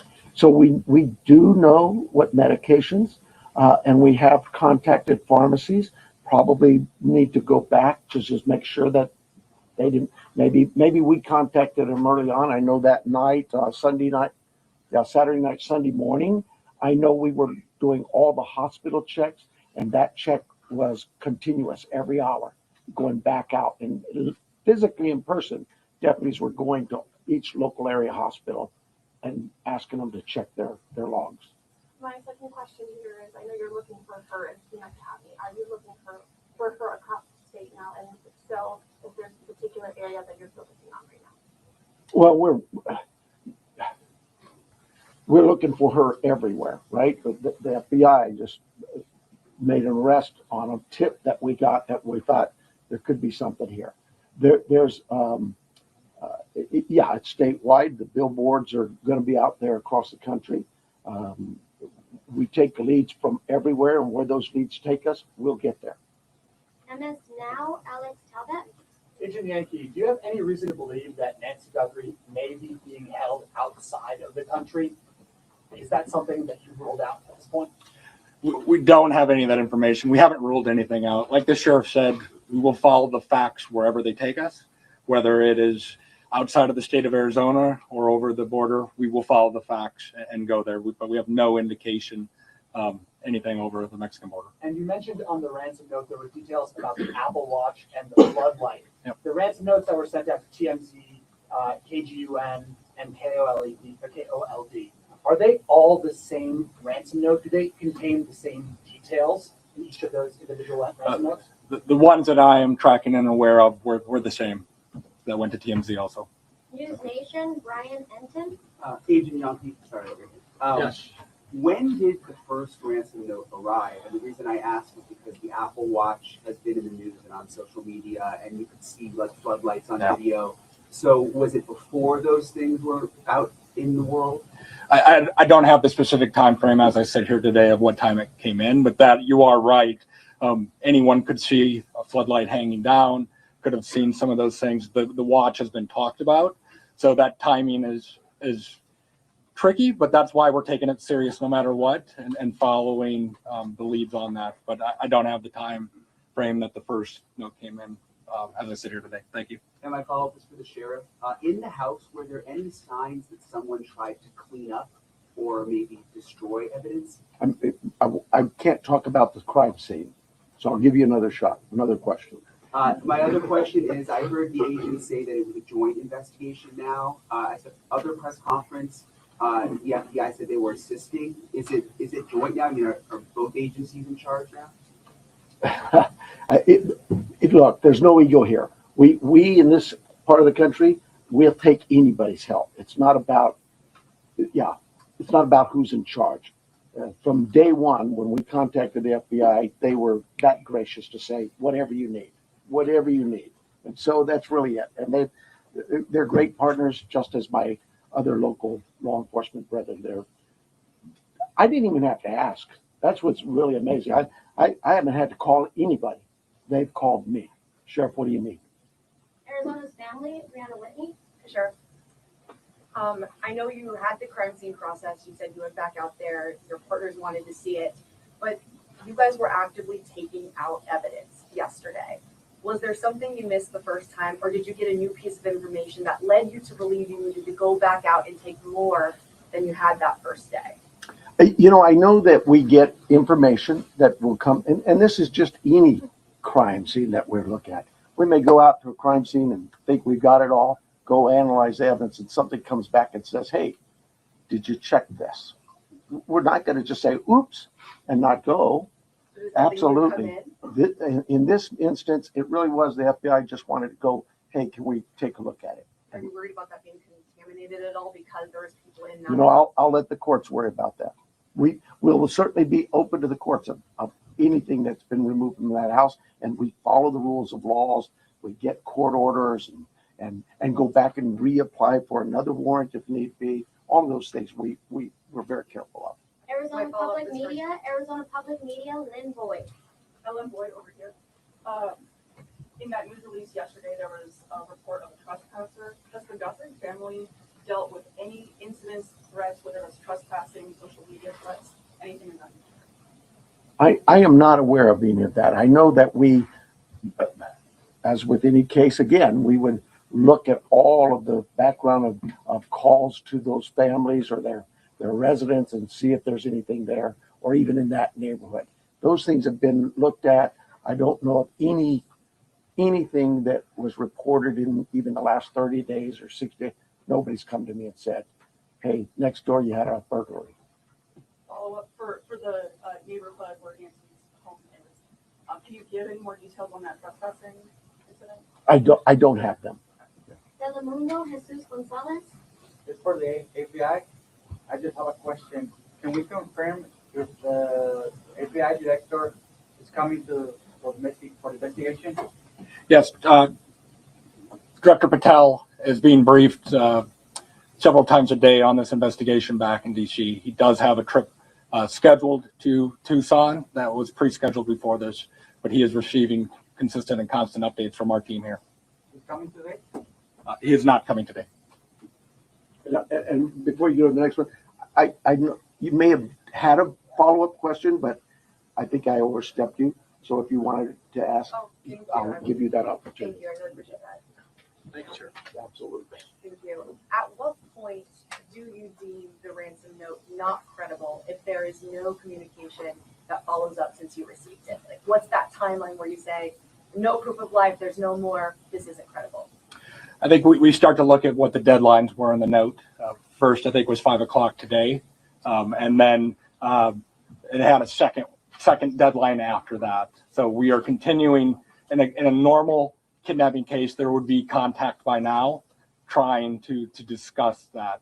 But those are the timeframes we are looking at as we move forward. Are you able to say that second deadline that was given? I don't have that with me right now. So. Thank you. Sorry about that. Entertainment Tonight, Denny Directo. Yes, my question actually is for Agent Yankee. There was a report that said the ransom came from an email that the FBI was actually looking into that IP address. Any update on that? Nothing that I can release. Thank you. And then also, there's also conflicting reports about who was the last person to actually see Nancy and drive her home. We know she took an Uber to Annie's house, but can you confirm whether it was Annie or her son-in-law Tommaso who took her home that night? I think the timeline that the sheriff provided was a family member, but just family. We're going to go with family. Record TV, Vangry Sierra. Sure. We are Port National, so we're not familiar with the area, so we think that is a remote area. So my question is, why is it so hard to track a car or something suspicious about have passed through the area at that time? How difficult it is, just following cameras around or something? Yeah, you're talking about the challenges we face in some of being in a rural area like this. Those are challenges we face all the time. We'd love it to have all the cameras in what we would consider a more urban nature type area. But once you get out into the community, that's not the only part of Tucson that is that way. And we just find ways to overcome those challenges. We don't just disregard it. We still look at ways to find for example, ring cameras that might catch just a piece of something goes by, it doesn't catch the whole car, those kinds of things. We don't give up, we still go out. But not at least a car that came out at midnight? I Quite a keep, ways. I mean, like miles from the house. we have cameras all over and those things are being reviewed. Arizona Republic, Richard Robles. I'm a different person. Let's pretend. Did you get two? It's the second one. Was that you? Oh, sorry. No. How long was the Thank you guys blood for on this? Was the keeping us blood from honest. this? No, you already asked your question, so we're gonna go to the New York Times with Reese. And I apologize for getting your name wrong here, Reese. Tebow? No, you're close. Tebow. Yeah, sure. Hi. The 212, the camera that detected movement at 212, was that a different camera than the one that was disconnected at 147, and where was it pointed? We don't know that. We don't know which camera that was. That when we did the software, it just told us that a person was detected. But I'm unaware of which camera that was. So there were multiple cameras, and you're not sure. Sure, there were multiple cameras at the home. Okay. And is there a possibility that this is not a ransom situation? And if so, what else could it be? Your guess is as good as mine. I would say absolutely there's a possibility that this is nothing to do with a kidnapping. But we cover all angles. We're not going to dismiss something until we actually know for a fact that it's one way or the other. People Magazine, we have Danielle Walker. So I wanted a little more clarity to follow up on his. Is there anything more you can say? Was this actually targeted or not? Do you have any? That's why we have the FBI to look at those areas where there may have been a target. Maybe it is a kidnapping. But no, we don't have anything to rule that out or to say it is. And as far as the ransom notes, there's a part in there about Bitcoin. Are you looking into that now, investigating? Yes, that's part of the investigation. Can you go and elaborate any further if you found anything or if there's any ties or any suspects tied to that Bitcoin? There is not at this time. Associated Press, Joe Golden. Hi, Sheriff.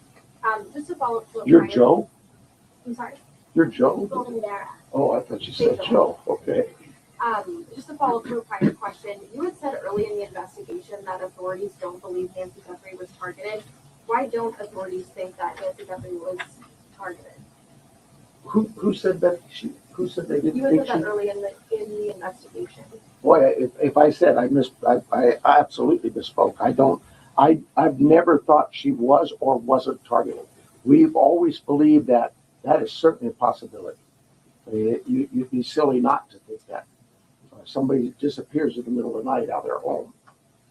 You can understand where I'm coming from. But no, if I said that, obviously I misspoke or maybe somebody misheard me. But I've never believed that she was or was not a target. Is there anything more specific you can say about what you believe the motive to be for this kidnapping at this time? Motive's always going to be a question, and we'll know more as we go what that motive is. But right now, my guesswork is as good as yours. And then we also have the final one will be from JP here in Tucson, one of the residents. Okay, so let's talk about that 5 p.m. Did you say 5 p.m. deadline today? Is that the deadline? Oh, maybe that's for the FBI. Can you just give us some sound on that? Because that's a big deal. That's within hours about that 5 p.m. deadline per the ransom note.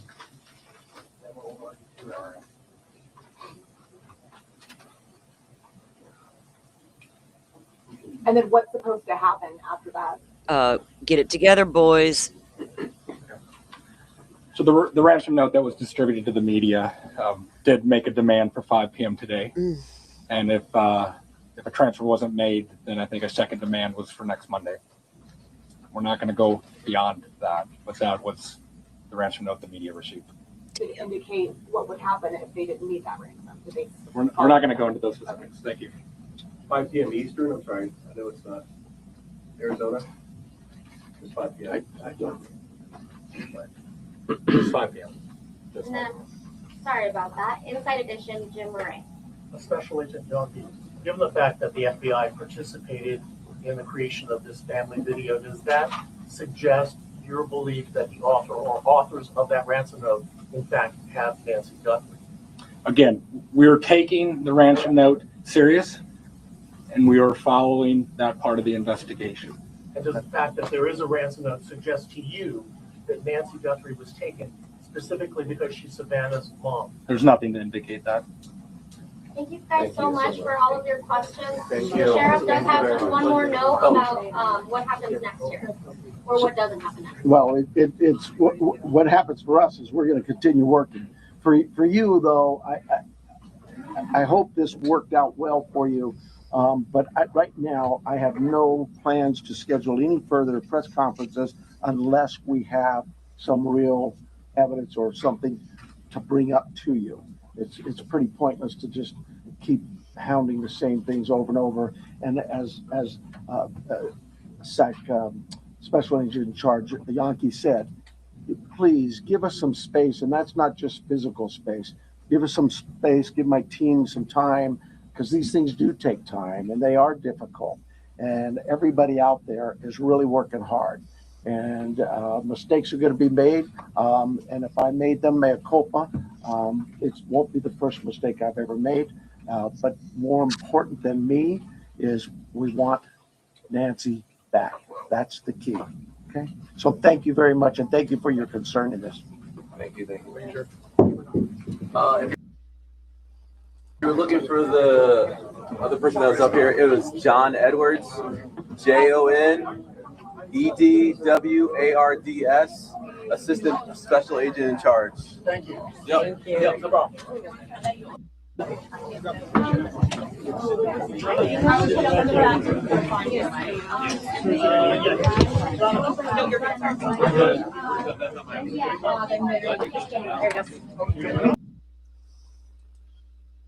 All right. Well, everybody's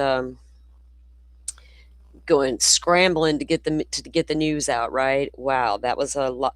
A lot was happening during that press conference.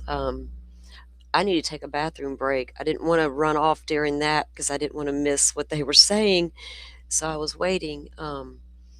Yeah, press conference is over. I took a lot of notes because there was a lot of things said that were important other than I was barely paying attention, like Mr. talking with my hands. I do that. I can't complain about.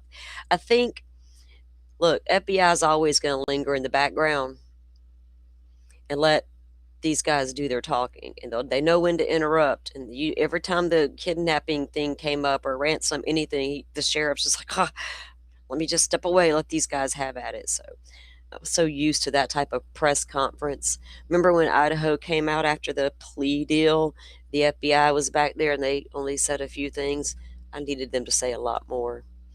But they did say some things. It was very interesting about that deadline situation, which concerns me, when they took a moment to compare something. All right, guys, I'm going to take a break super quick. I need to freshen the coffee. It takes me about just a couple minutes. If y'all don't mind hanging out for a moment, give y'all a second to take a break, and then we're going to come and discuss some of the things that were said in this press conference. I mean, they actually this time, say what you will about Nervous Nelly, but he was prepped before this press conference, because this time he absolutely went into greater detail about things. They are aware of what's in the media. They know they're going to get asked certain questions, right? Thank God we didn't have a Doug Carter situation up there with some magic hands happening. Instead, we had Nervous Nelly. We'll take it, whatever. I'm so used to stuff like that. All right, guys, give me a moment and I'll be back. Hey, I think I have a feature where I can throw up some music. Let's see if it'll work. Hold on. I don't know if it'll work or not. It might be corny. Y'all let me know in the chat. Is it ridiculous or not? What is we got options.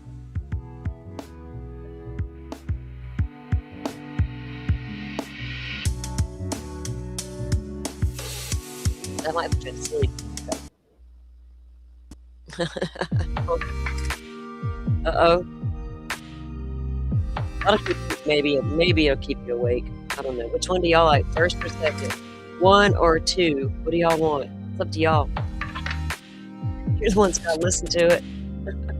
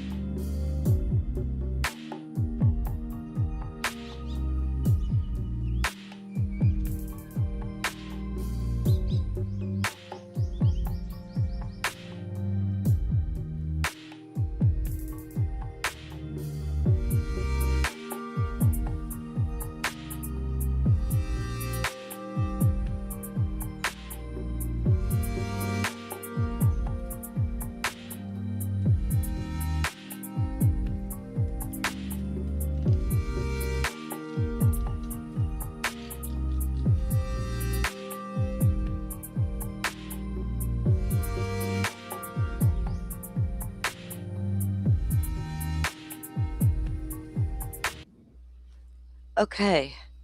All right. So I'm back. Oh, sounds like new age elevator music. Sounds like an accordion. Oh, 1. Okay, so some of you voted for 1. Look, it's the look, what 4 of you voted? 2 is a split. It was a split decision out of the 4. Wow. Come on. There's a few more of that than that watching. Just a few more. All right. Thank you guys for hanging in there while I take care of my business real quick. Let me get this gone now. Okay. We are back. Okay. Wow, guys. All right. Let me get my notes in order. So the concerning thing is I think that whether they believe it's real or not, they're taking that threat of a kidnapping very seriously. Given the circumstances of this woman disappearing, the home itself, she's gone, period, gone. And then we get these 3 individual ransom notes with a 5 p.m. deadline today. Just because somebody was arrested, and we'll get into that a little bit more, that doesn't mean this threat here is a hoax. It has to be taken seriously. If you're her mother, if that's your mother, are you not going to take it seriously? So if there's a 5 o'clock deadline and there's a Bitcoin demand with an address associated, and I say address, there has to be a wallet connected that it's going to go to. That wallet could be anywhere in the country. You can access it anywhere from anywhere in the country. You don't got to be with your physical wallet, right? That's the beauty of the Bitcoin world, of the cryptocurrency world. So I have a thought, so I got to do some investigating later. I got some old buddies in that world, and I just am curious, but don't think they're not looking into it, right? That IP address where the email came from, the TMZ, they're investigating that because that is also separate from that arrest they made. They were very specific about that in the questions from the media. Media had some pretty good questions. Recognized several of those people in the audience. Rachel, you recognize Justin. I could pick out Cody and, of course, Brian. All right, so let me get through. We're going to move through this. Now, with that deadline being said, though, and if it's not met by today, they gave them till Monday. But the family and law enforcement's waiting on proof of life. Now, when Savannah and the family put out that statement, they mentioned AI and things of that nature, and everybody's like, oh, well, look, here's the thing about the AI. You can't just use a video of Nancy as proof of life because of AI. You've got to have something more than just a video, right? Look at what we see all over the place today that AI can do. That's why you got to be careful on the YouTube streets. So they're not playing. But the FBI has ways to detect things like that of course, we don't, except for our eye and our own ability to process things that we're seeing. They could email random stuff. Well, there was apparently between these 3, there's one that got pretty damn specific. And now Brian Enton coming in hot with the question about the light. Yeah, let's get into it. Let's get into it because I got a lot to unpack. Because I paid attention to the details because I can't, I had to get past the annoying, sheriff with the talking hands, don't know what's going on. Because he was well prepped beforehand. Otherwise, I don't know if they would have. Well, people would have thought something nefarious if they didn't bring him out there. Let's put it that way. So it's best just to get the guy out there. Maybe the locals like him, things of that nature, whatever. It is what it is. We got to take what we can get sometimes. You know what I learned as a mama? I pick my battles, right? I'm like, oh, there's so much to gripe about. I got to choose my battles. So I honed in on the details because that's all that matters to help bring Miss Nancy home. Because I swear, whoever's got her, you better be making sure she's okay.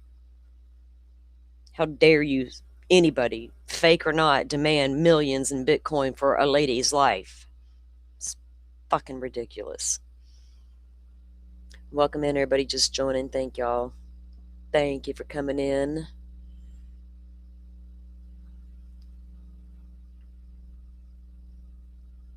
Riley, welcome in.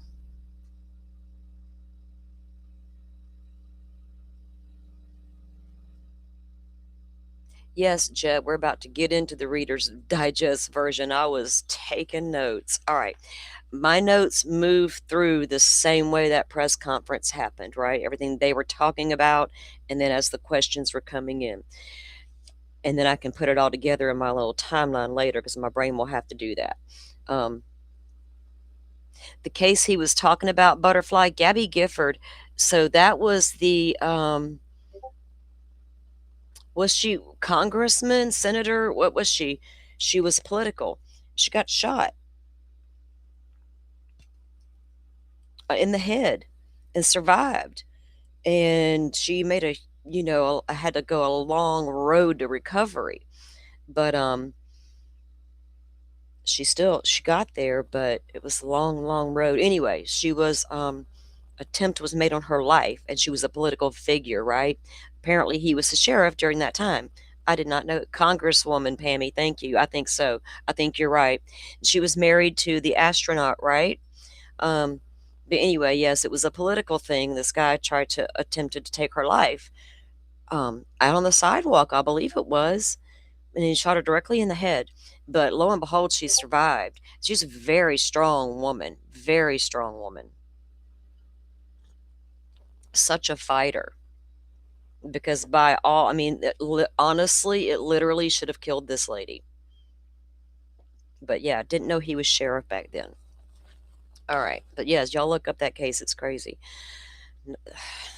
People just decide they want to unalive people for whatever. Just like ridiculous. People gonna be people, right?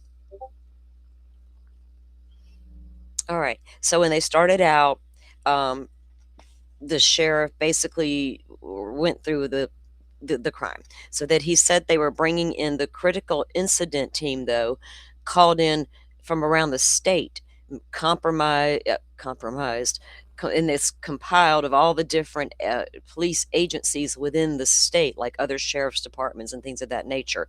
Like, how many all hands on deck do they have? They got a lot going on right now. There's a lot of agencies working on this for, might be a kidnapping. Okay, I'm gonna call it a damn kidnapping at this point. Whether those ransom notes are real or not, someone took this lady from her home. That's a kidnapping, because I don't think she left of her own free will. So they call in this incident team to get more boots on the ground and manpower. And then they talked about how the FBI committed with the manpower to be there with them to assist in all the interviews and things of that nature, with the data review of all the data things, and then they're waiting on analysis to come back still. That was one thing that he did say. They were still waiting on some analysis. And he gets in a little bit more about this camera situation that they kind of talked about a little bit in press conference, where he was waiting on warrants for the server, this, that, and the other. They didn't have a subscription, it turns out. Lord. So then he talks about that DNA, right? The DNA results. They said that they recovered from DNA from the home, and they had sent it to the lab out there in Phoenix, and the lab returned results where it was Nancy's blood. Now, then we saw Brian Enton go up to the home and see that blood on the front porch. That turns out that's the blood they did see and sample and send off that came back positive for Nancy. Apparently, the samples they took from that front porch only matched Miss Nancy, nobody else. Now, did that blood get there the night she disappeared? If she had had an injury the day before or the day or two before, her family wouldn't have known about it. Mom fell outside, busted her knee, whatever. Nobody would have known. She would have told one of her daughters, I believe. So I'm going to think that it probably happened that night, considering. Now, he did not confirm blood inside the home, though. He wouldn't confirm it. I don't know where y'all are getting that from, he said. Sir, you know where we're getting it from. Oh.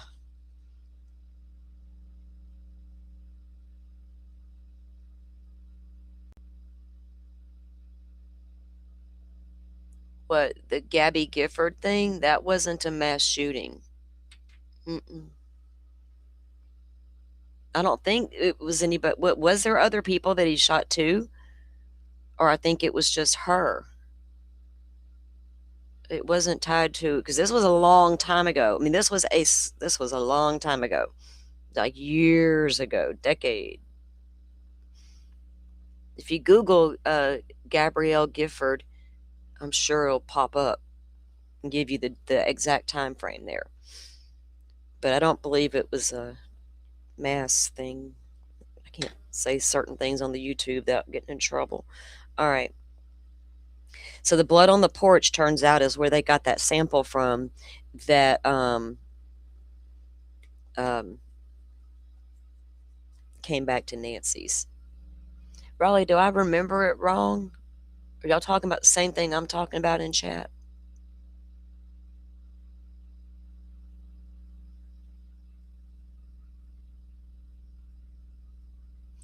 I don't know. Okay. So the suspects, right? We heard what Banfield has put out there about the son-in-law, and he says no identified person. This is early in the press conference. They go into it a little more with questions later, but he goes into it, not identified any persons of interest or any prime suspects. And they would, that's what he said at that point. Then he moved into that timeline, and that timeline got very specific, a little more specific than we have heard anything about.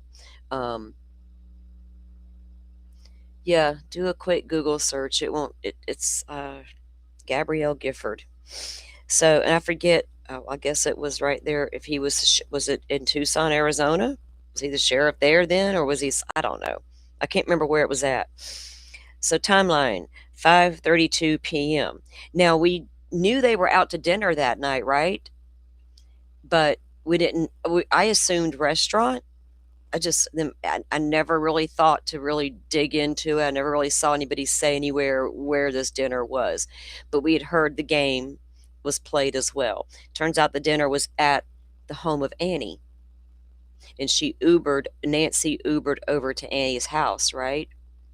Now, interestingly enough, how she got home, and I think I know how she got home, and I think law enforcement knows, and the way they chose to answer something later in the press conference was very telling.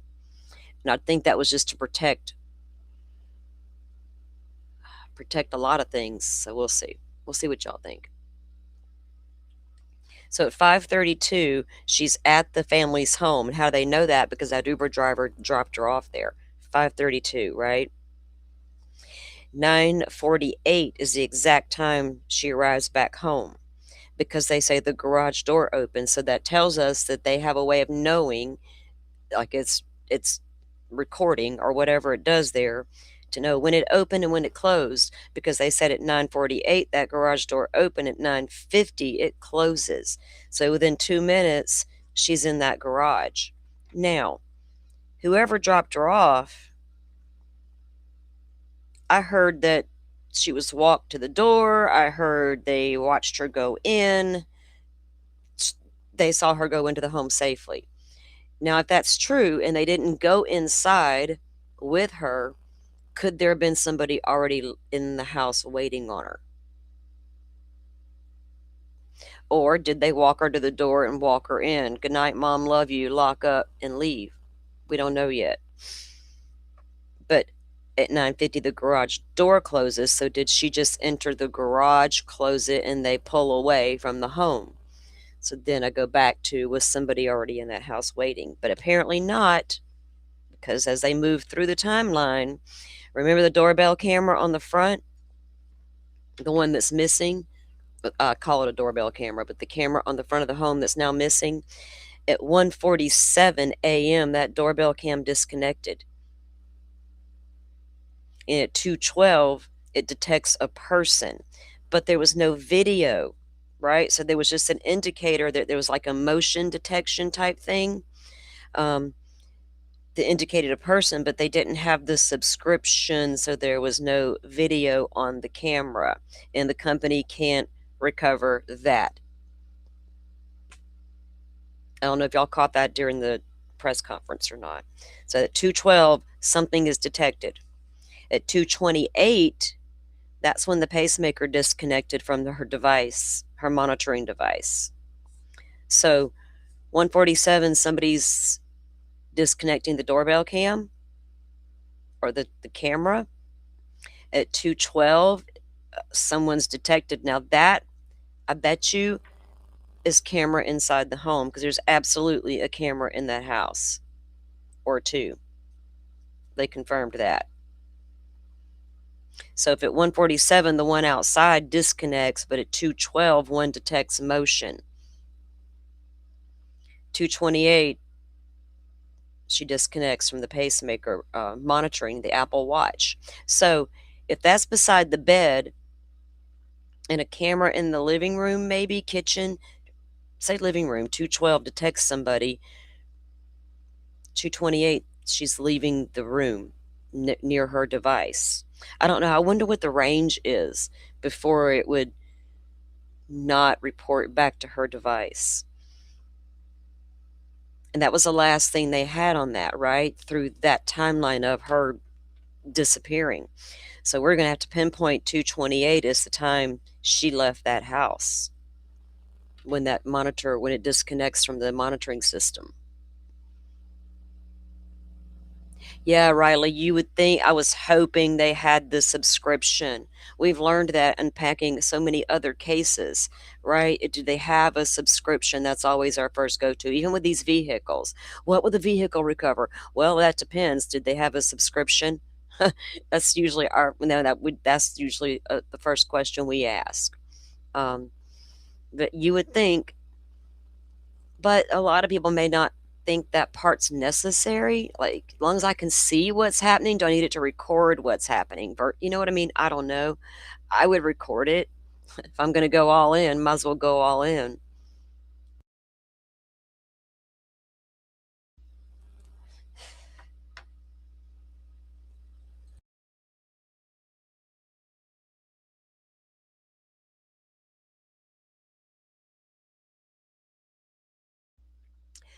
Yeah, we wondered, Butterfly, if so.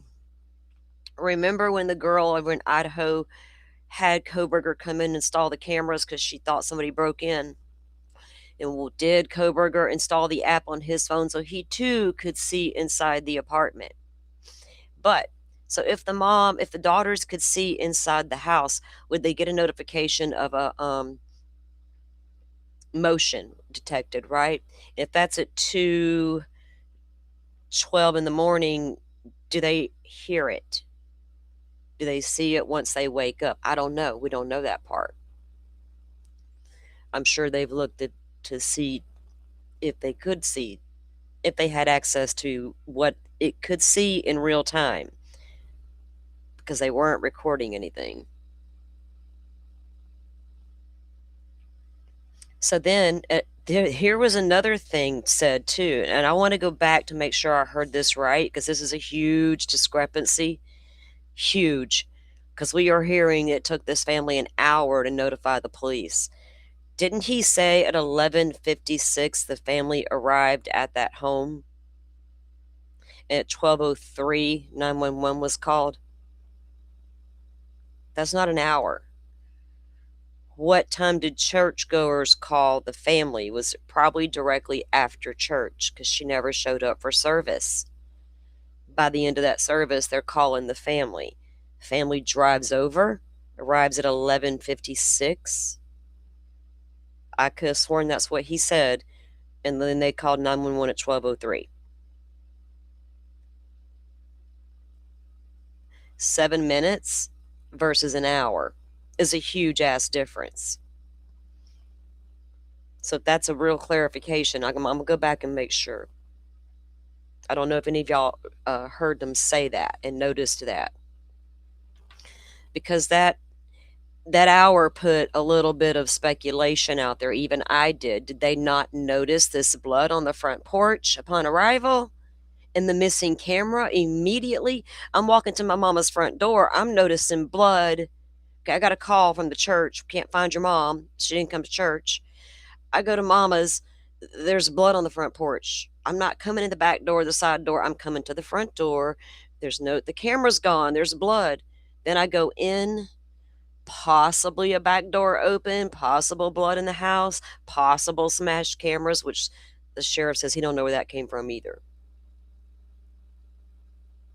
Right, Forrest. Doesn't it make more sense? So if you come up, you're going to see that blood. You're going to see that missing camera. Within seconds, you're going to know something's amiss at your mama's, right? So that's a huge difference. So we're going to have to go back and review that. We'll pull that back up in just a second. Okay. Yeah, Rachel. Oh, hang on. I think that. Let me see if I got that. I think I know what you're talking about. I think I got it. Let's see. Yeah, 11:56. The family checks on Nancy. At 12:03, 911 was called. So where'd that 1 hour come from? Speculation on the internet? Oh, or inaccuracies reported by law enforcement, right? I don't know where that came from originally. Is there a basement in that home? I don't know. We don't have basements in Florida, so I don't know what Arizona does. All right, I don't know. Okay, so they're not confirming that any cameras were smashed inside of that house. And they also said that taking Annie's car, he didn't specifically say Annie, but taking a car that was like the last known vehicle that Annie was in is standard, right? Now keep that in mind, because who dropped her off? Then they said that there was an Uber driver that had been interviewed, which we hadn't heard before because we didn't know how Nancy got to this dinner, right? Was she picked up by the family we knew we had heard dropped off? Meaning she didn't drive herself, so she had to get there somehow.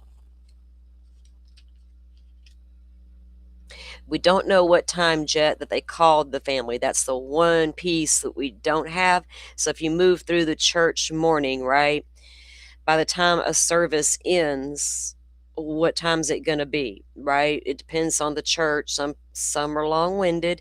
So we're talking late morning, 10:30, 11. They're wrapping up. They're all saying their goodbyes. Somebody at some point called the family. And then they arrived at the house. Now, remember, she lives like 10 minutes away, the daughter, Annie. So they're going to take her 10 minutes to get down there. So they arrived at 11:56. So she leaves her house at approximately 11:46-ish. So if you got church members calling by 11:20, 11:30, 11:15, you get up, you get ready, you go to mom. So that's the timeline I'm thinking in my head. I'm theorizing. So yeah, we don't know the exact time they called, though. So they wouldn't confirm these smashed cameras that Ashley Banfield reported on. She says the reason the one outside was completely gone was because the cops took it because it had been smashed. But they didn't say that. They wouldn't even double down on that. They were like, no. He wouldn't confirm smashed cameras in the home that she talked about as well.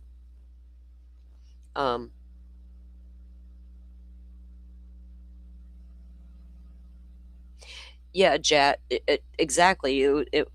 Don't think that the FBI, and I said FBI, well, they're looking into the ransom kidnapping part. But somebody has absolutely looked at that timeline. It's going to be on their phone, right? Who called? I'm sure Annie received the call because she lives 10 minutes away. So that call or text is going to be on her phone, and the person who called her is going to know what time because it's going to be on their phone. So I'm certain they've verified that. We just don't know it yet. How long passed between the call they got and they left their house to go over there? That we don't know, but all I do know is there was an hour. What's important to me right now is we were told there was an hour that went by. They got there at 11 is what we were told, and they searched the property for an hour, which made no damn sense when we're hearing there was blood evidence, forced entry, smashed cameras. We're like, well, why take an hour to call then? Apparently that wasn't the case. We'll have to investigate more as more becomes available, though. We are, we are, we don't get tunnel vision, do we? We try to maintain that steady line there. Okay, so the 911 was called at 12:03. So then the sheriff says that so the cops came back with the new so they released that scene, right, to the family, and then we know that now no they went back and they put the crime scene tape back up. They spent a couple of hours there. And he says they did that because they thought they had cleared the crime scene, done their part, collected all the evidence, and now we were going to work with these other agencies. And then when they got here, they were like, oh, well, we want to go visit the crime scene as well. That happened in Idaho 4 several times. There would be investigators going back to that house. Even after they unboarded that house, they went back in again. And we're like, what are y'all doing? You're in and out. You're in and out. What are we doing here? So, par for the course. So they go back with these new investigators because I can buy that. The FBI, these other teams are now here. Why are all these teams here, these badass agencies? I mean, we got everybody down here. Kidnapping. That's why they go back out there with those investigators because they're like, you boys, y'all did a pretty good job, but hold our beer. We got more questions, right?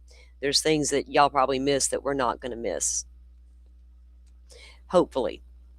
And they were really, like Brian Enton had mentioned, they were really in that garage area, he noticed, when they were back in the house, right when they came back.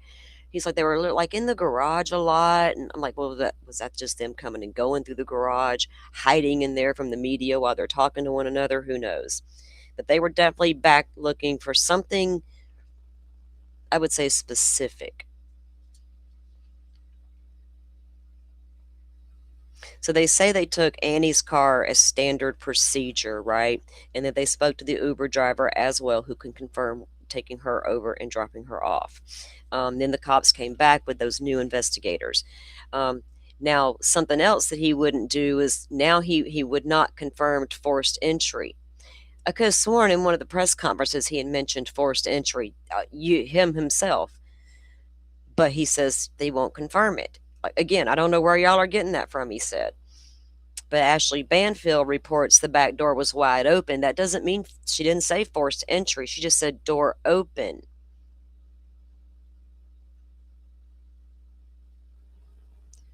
So if there's no forced entry, like in Idaho 4, like in the Tepe case, how do they get in? I guess these people have their ways, don't they? Now the FBI has upped the reward to $50,000. Now, before this kidnapping statement stuff, there was a reward, but it wasn't offered by the FBI.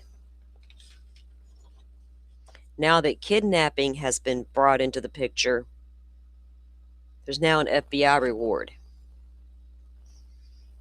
This woman was kidnapped.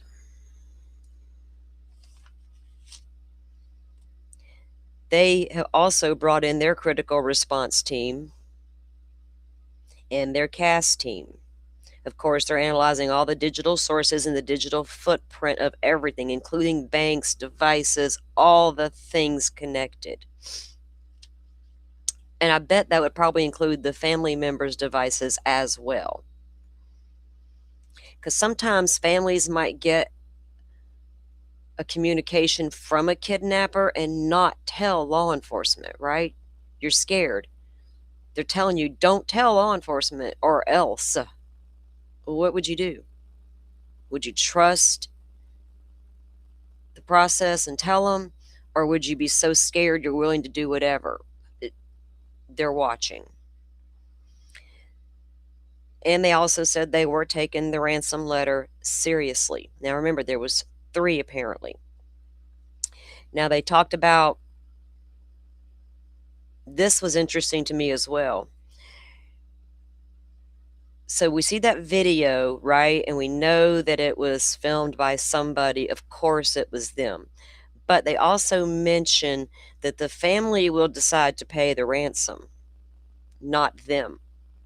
If the family felt like they wanted to do it, they could do it. And you got a deadline by 5 p.m. today? Don't tell me y'all are not. You're doing something in the background. I wonder if this person's made communication with them yet. They're not going to tell us. They're not going to stand up there in that press conference and go, oh, by the way, we got notification a few minutes ago to make sure, you know. So they got a deadline by 5. Do y'all think they're going to be sent any money? Or are we demanding proof of life first? We can skip today's deadline because you also set Monday too. What? Okay. Are we watching a movie right now? Jesus.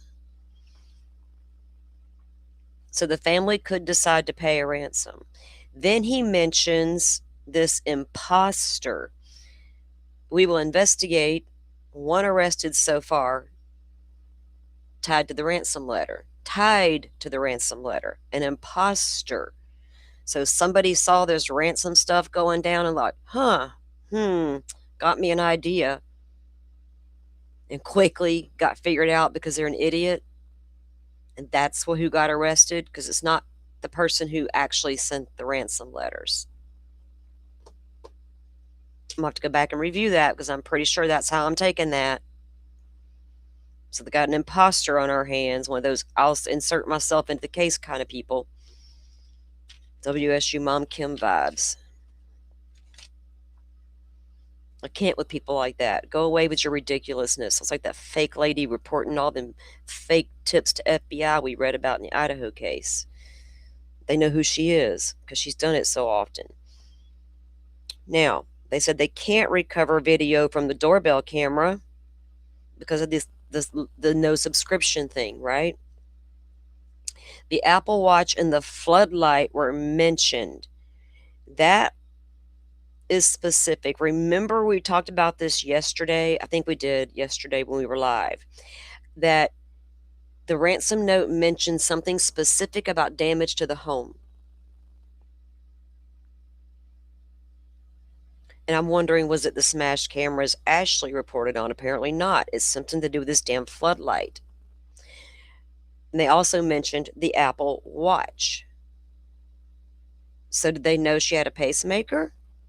Or did she tell them, I need my watch? Here's why. Why wouldn't they have been nice enough to grab it for her? And by the way, could you grab my meds too if you're fucking going to take me? Can I get a snack? My blanket? Lord. So this specifically mentions an Apple Watch and the floodlight. Well, did you notice during the questioning, Brian Enton's question about a hanging floodlight? And I'm like, Brian, my man, I got it. Y'all help me troll him to get him on here. Because now I got to go find proof of this hanging broken light. What's that got to do with it? Was that the backyard light up? Is that where where was the floodlight out? Out front? Brian could see it, or did the drones see it? Oh, we got some videos to review. Now I got questions. Okay, so this specifically was mentioned in one of the letters, right? And that's nothing to sneeze about. They are currently investigating the ransom note sent to TMZ. Again, that is separate from this imposter situation that was trying to profit from the situation. Totally different. So go back to one of these ransom notes is real. All these agencies are here. Apple Watch mentioned in a floodlight. Missing lady in blood on the front porch. I would be shocked if she wasn't kidnapped for money. And I don't know if this was a really smart individual or a really dumbass individual. Could go either way. The FBI did mention when asked about the DNA, that was being handled by the local sheriff's department through their DNA labs, basically, is what he was saying. As far as identifying the DNA recovered from the scene, testing that. But he did say if they were needed for like IgG, they would be available. The only way to do that is to have perpetrator's DNA left at the crime scene, like on a sheath, for instance. But we don't have that here. So far, we're only getting back Nancy's DNA. But if they're needed with that IgG, they're on standby. They're waiting on further communication with the kidnapper with proof of life. Again, a video won't be enough. How do you do that this day and age, guys, with AI? Go back to the movies, right? Hold up a newspaper with today's date, things of that nature. Send the video, right, of them talking to their loved ones or whatever. This day and age, you got this damn AI shit. Some of it's great, some of it's absolutely dangerous. It'd be hard. Hold on, let me. My screen went away. I think it would be hard to pull off. Do you think it would be hard for the FBI and CIA and all the teams to detect AI? Yeah, Riley, the one from TMZ is the one they mentioned they're investigating, right? And the details mentioned were some of the same, I think, details mentioned to K. Who was it? I got in my notes. The other two stations that originally received it. And they gave it to the FBI before TMZ went public with it. And TMZ did go to the cops before they went public with it. But I'm surprised they weren't asked not to. I guess it's up to them because they're media, but once they did go public with it, the other stations went public and said they got the same thing, but had already turned it over to law enforcement. And then we heard during the press conference that the family knew about it before we did.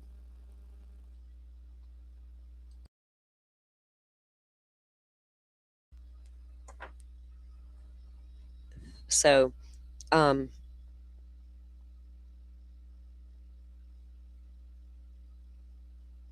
so we know they kept asking them about were they assisting with that video from the family, because normally I wouldn't say normally because we don't know, but in these kidnapping situations like you would see in a movie, who's always there to help the family plea to the kidnappers, there to record the calls, all the things, right?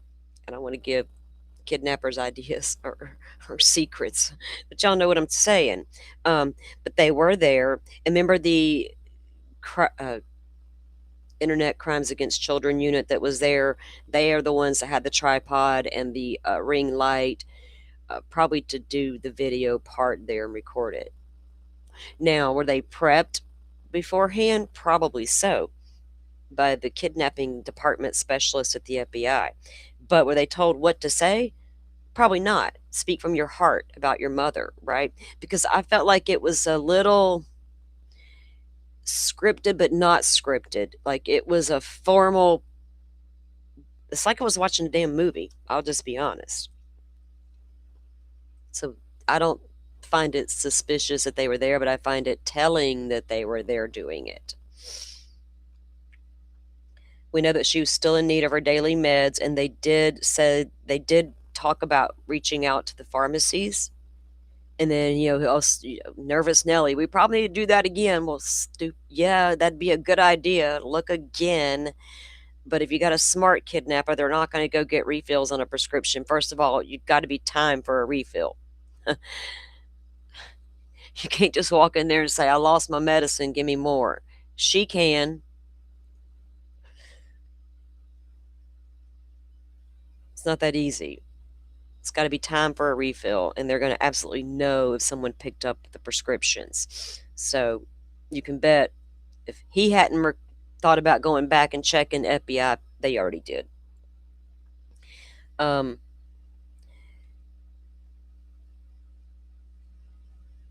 He said it was reckless to report someone as a suspect without the police acknowledging that there's a suspect, because they're still saying no suspect, no person of interest. They would not identify one. Right now, everybody's still a suspect, he even said. Okay, so then they said they were still following all the leads. The FBI plans to put up billboards in the surrounding city around the state, in the surrounding cities throughout the state, which that's cool because it, you got to take her somewhere. If you took her from her home and you legit kidnapped her, it's apparently I don't think she just walked out the back door and took a stroll. So if someone took her away, where'd they take her? A neighboring county, a neighboring city, a neighboring state. So they're going to put billboards up.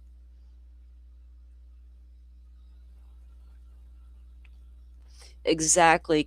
That's a very good point. Oh, thank you, Kentucky. Very good point. Because what is it, 60 miles to the border? Not 80, 60 miles to the border. So did a kidnapper take her across the border because it's easier, or is it more difficult to get an elderly lady who maybe or maybe not injured across the border, right? To hide out until you get your Bitcoin.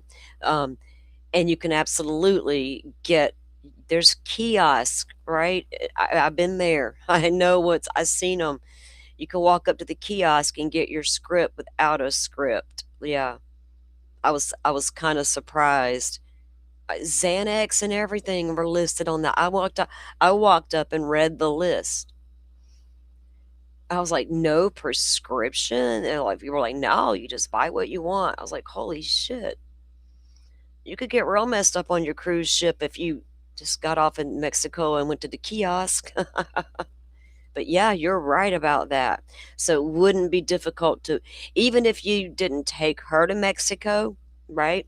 If you're that close to the border and you got her stashed close by, they could venture off into Mexico and buy what she needed and bring it back. Damn. Let's hope they did that so that she's okay, and let's hope that the medicine in itself is okay.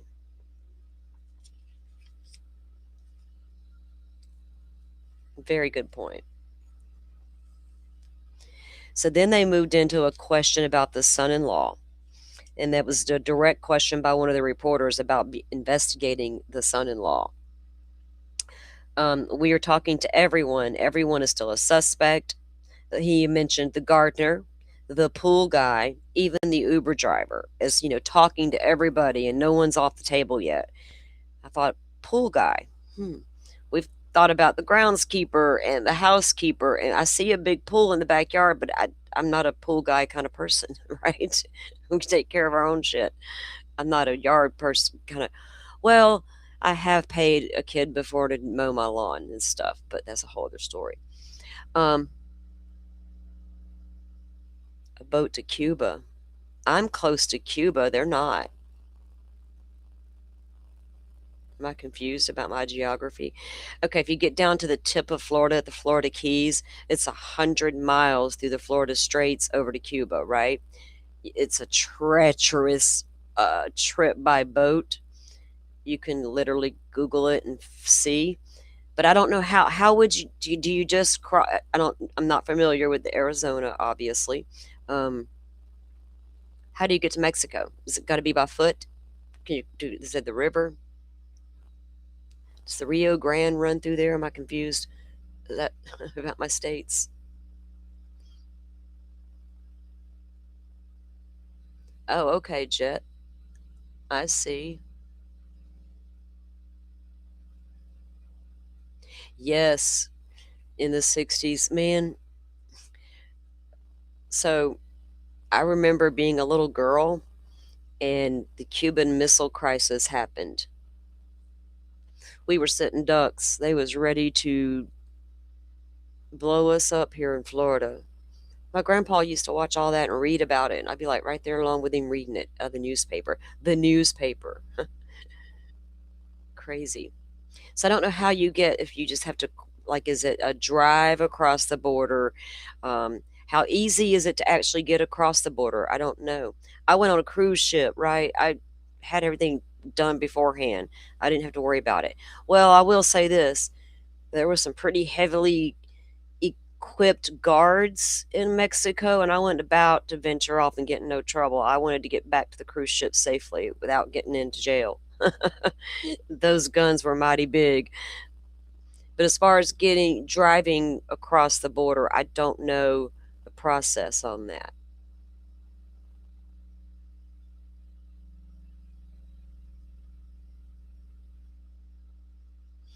Oh, butterfly, that's tragic.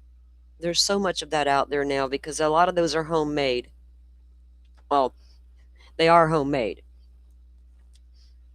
That's how they're doing it. They're taking and making their own.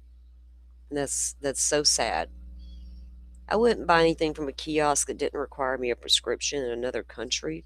It's a little crazy. Ugh. That's so horrible to hear. Okay, so when they asked about the son-in-law, of course, we're not looking at any one individual. Now, there's going to be another comment made later about, we'll get to it. Okay, so then they talk about the blood that was found. And the only blood that he would confirm was the blood outside that we all see on the porch now, right? He wouldn't confirm Ashley's report of blood in the home. We had heard early on, before Ashley Banfield come out with her latest stuff, that there was blood in the home. He even mentioned using the blue light in the home. So, but now they're only confirming blood outside the home, probably because that's all the blood that we can see, and he had to confirm it, right? So, of course, that doesn't mean there wasn't blood evidence inside that home, because you can't make me believe maybe she didn't become injured till they got to the front porch. She's like, no, you're not taking me without a fight. And maybe she was hit to knock her out. I don't know. As a result, I don't know. Bloody nose, who knows? So he confirmed that much, and that's the blood that they used for testing that confirmed to be only Nancy's. And then they said that, of course, the FBI was handling all the things to do with this ransom notes and possible kidnapper. And look how many agencies came back to that house yesterday. Over the last 24 hours, the activity around there. It really stepped up, especially once this alleged ransom note, well, it's not alleged, this alleged kidnapper situation started. You drove the car down from Tucson down to Puerto Lobos years ago. We just had to show insurance and a driver's license and a passport. Was a retired officer. Was with a retired officer. Yeah. Now, I don't know how much it's changed since the 9/11 stuff, all the new stuff you need for travel and all that. Because I went on my cruise, it was after 9/11. Yeah, because they got my daughter's bag, her carry-on had a water bottle in it with water in it, and they literally searched her whole bag because it showed up on the x-ray thingy. They didn't know what it was. We're like, it's a bottle of water. Well, we got to check anyway. My freaking teenage daughter standing there going, okay. But one thing they did do was accidentally let a guy on with his giant scuba diving knife. Me and my daughter happened to be boarding back onto the ship in Mexico. We went out by ourselves for a little bit, went shopping, came back. We're behind this guy getting checked back in to go back on the boat, and this lady is like, hey, wait a minute. And she pulls it out, and it's this giant knife. She's like, excuse me, where did you get this? He's like, that's my scuba knife. She's like, you can't have this. He's like, but I boarded the ship with it. She's like, well, you shouldn't have. And I'm standing behind him going, holy shit, he got on the boat with that? She's like, you're not getting it back. You can get it back at the end of the cruise, sir. I was like, thank you, ma'am, for doing your job. Too bad the one boarding us didn't get it, but they got my daughter's water bottle. Okay. Okay, end of rant. Anyway,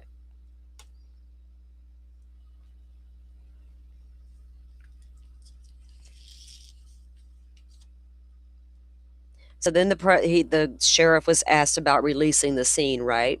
About releasing it and then going back out there and the possibility of contaminating the scene, all the things that can be done. We saw reporters, Brian Enton and team walk right up to the front door of this home. So do all these other media outlets that are there and the people that are walking the neighborhood. There's a lot of activity, and then they come back later and take it back.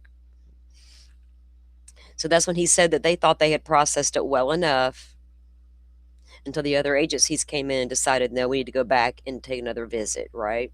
And do our own thing. We got to make sure y'all didn't miss anything.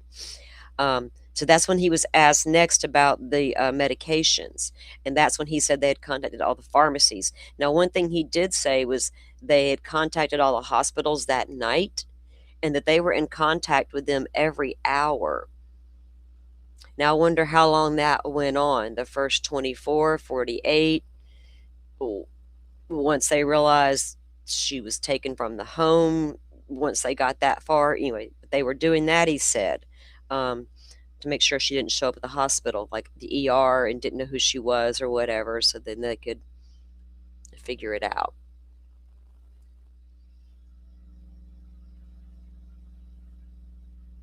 Scuba knife, yes. Get me with your damn scuba knife. I don't know that someone's not about to flip out. I'm in true crime. That could happen. Somebody could get triggered on the cruise ship and something happen and I get caught up in the middle of it. My luck, I would be. No, thank you, right? I'm here to have a good time. Okay, so then Brian Enton's in the media pool there asking questions. And he mentioned that hanging floodlight that we're going to have to look at. And then Brian asked about signs of a cleanup. Was there signs of a cleanup or anything like that inside the home? And he's like, oh, no answer basically on that. I don't know if Brian's heard something or if that's just a basic good Brian question. All right. And then there's, of course, the joint investigation question came up, and yes, they're doing a joint investigation. Then they said the FBI director was not coming today, but he is getting updated a couple times a day. Like, yeah, we don't need him here. I really don't need a talking head in front of the camera. I honestly don't.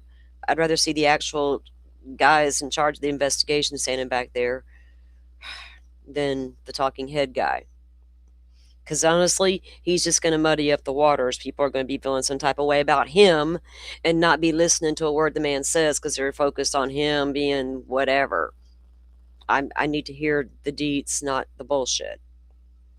So just stay there. Stay where you are. We don't need talking heads. We have enough. We got Nervous Nelly to deal with. And then again, they mentioned that today was the 5 p.m. deadline, with another deadline of Monday also mentioned if they failed to meet today's deadline. I wonder exactly how much in Bitcoin they're asking for. Where's Bitcoin at right now? Is it up or down? I haven't even freaking checked. It could fluctuate. Oh Lord. I wonder. Never mind. I got Web3 questions. I got to go find my peeps. All right. So nothing, well, we don't know that nothing's turned up on the IP address of these alleged ransom notes sent to media, but they wouldn't answer it, right? Whether they had anything on it or not. But they damn well did. If they weren't really good at hiding their IP address with a VPN or whatever, like a really schooled individual here, then they can find out where that IP address came from. And you can bet they're investigating it. Now, how well was that hidden? If this is legit, that I don't know. It could honestly, the kidnapping could have happened right there in Tucson, Arizona, but that email could have been generated from anywhere, right? Anywhere. Then you got to find who sent it in the long run. 5 p.m. today is the deadline, with another deadline mentioned of Monday. And then of course, the IP address. Now, when they were asked specifically about how she got home and who dropped her off, I'm going to have to go back and clip that and re-show it, replay it, whatever. The sheriff went to, I was looking down writing and he got interrupted, so I guess it was one of the FBI guys back there. But he got asked about who dropped her off, and he went to go answer the question, and then they said, hold on. Okay. I was just checking something. I had a notification. He wouldn't specifically say who dropped her off. He got interrupted and said, let's just call it the family. Y'all, that was word salad that you shouldn't have done. Because that part's telling. And I need to go back and look at that. But I just got notification that my high-speed internet just expired. I may have to go back and I may have to go get some extra and come back in a little bit. But yeah, and like review the specifics I'm talking about, because he said that. And I thought, well, are they doing that when they got asked specifically who dropped her off, right? Meaning Annie and Tom, or just Annie or just Tom? And then they're like, oh, no, we're just going to say it was the family. Was that meaning just Tom dropped her off and we're going to say family to protect him because we don't want any more shade thrown at this man because of Banfield? Or what? Or was it Annie that dropped her off? Why would it matter? Why would it matter specifically who dropped her off? We know the car was taken. Y'all said that was routine. We also see the couple in a car. So I'm thinking they had two, or they took the car after they were seen in it. I don't know. I don't know.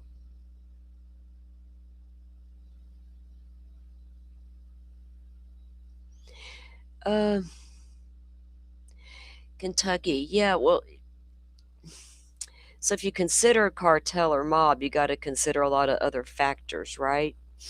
You have to. Why target this old lady for those reasons? Because of these two? Were they involved in something nefarious?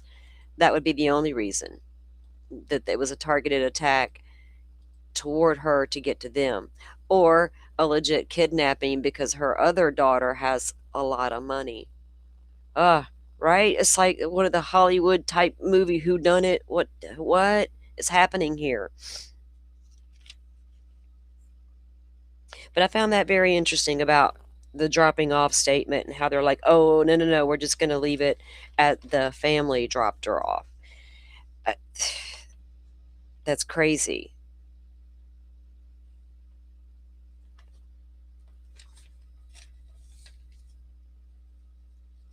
And then he was asked again about the person detected. What was it, 2:12? Is that what time I said on the timeline? Yeah, 2:12, a person was detected or something was detected in the home. He said software told them that, but they couldn't confirm it with video, right? Because the subscription wasn't there. So there was an alert that there was, movement detected.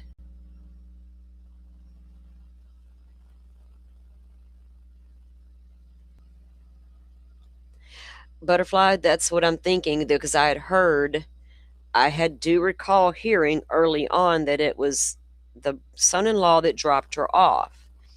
And that's why I'm thinking, well, if they were at a restaurant together, did they all go together? Why didn't they all go home to drop her off together, then the couple go home? That's where I was stumped at, right? Now we find out the dinner was at the home.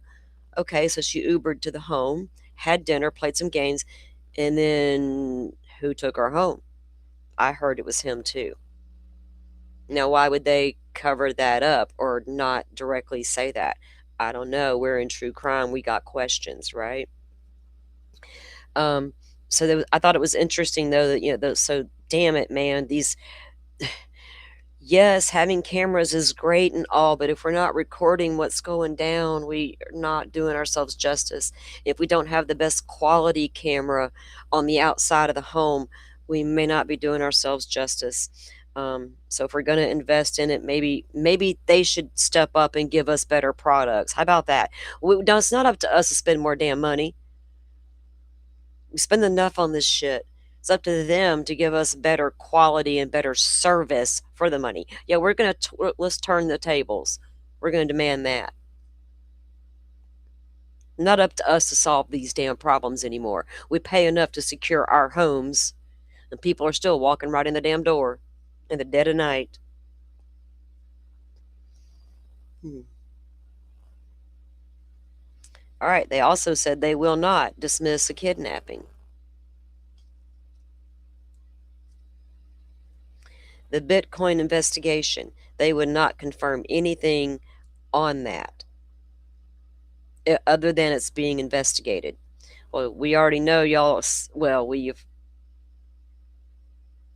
have said, well, we've heard that the Bitcoin address sent was verified. Yes, it absolutely can be verified, but I need to have it to see if it's real. But law enforcement hasn't confirmed that. Of course, they're not going to tell us anything about it. They got their crypto people on it.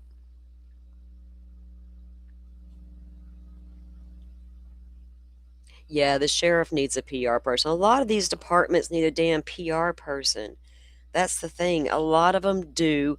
I've been saying it for forever. They absolutely do. We get tired of their word salad. We got to keep it close to the vest. We can only take a few questions. We'll be back in 3 months to give you an update. What? Yes, we did a thorough investigation. No, we need better communication. Then that wouldn't maybe give us so many questions, right, back at them. If they would take our criticism constructively and work with it, it would suit them in the long run. And they would not confirm that she was like directly targeted, like because she's Savannah's daughter. None of that would be confirmed. Now, I would say if this is a legitimate kidnapping and those ransom note, or at least one of them is real, yes, she was targeted. Why would they kidnap her then demand ransom if she wasn't targeted? And a large sum on top of that. Maybe they can get to the bottom of this shit by 5 o'clock because we got a deadline to meet by either a fake person or a real person. But this family deserves to know if she's still alive. They deserve proof of life. Because I can't imagine why somebody would take her for no reason. And if they did, what did they do with her? Did you just take her because she could identify you? That makes no damn sense when you got to take the whole person with you now. Did you put them in the trunk and drive across the border? And I mean, what's happening? Did you get lucky and they didn't check your car like that? What if they did and they pop the trunk and there's a person? How many times has that happened, I wonder? Let me see what y'all are saying in chat. Ooh.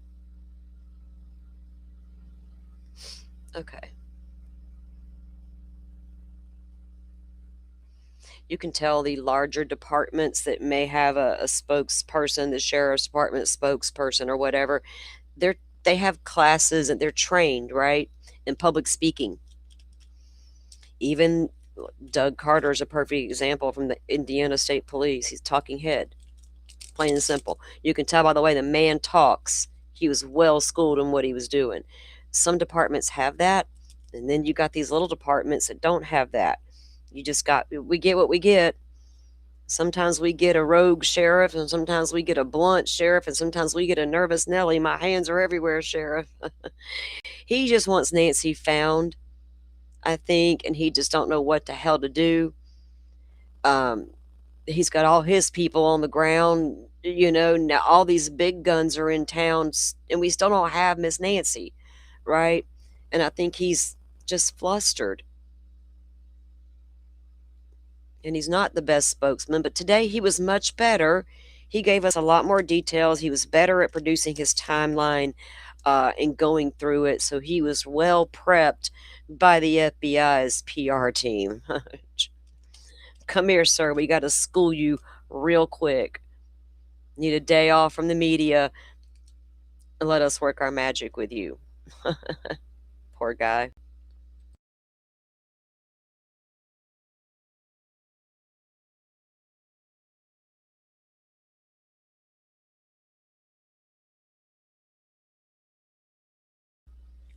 Okay. I wonder if I can get a video to play. So that was the end of my notes, guys, on that. I really need to go back and review a couple of things that were said. I'm sure Enton will have a detailed video drop later. I don't think I really watched anything he did last night or anything. I might have skimmed. I think I just saw interviews he was doing. I just turned everything off at one point last night. I was like, I'm hungry. I just want to go. I just need to turn off. Sometimes I have to do that. Like I've been so deep in it for 24, 40 hours. I gotta unplug for a moment, especially when it was all coming in. And I also want to make sure I can verify what I can.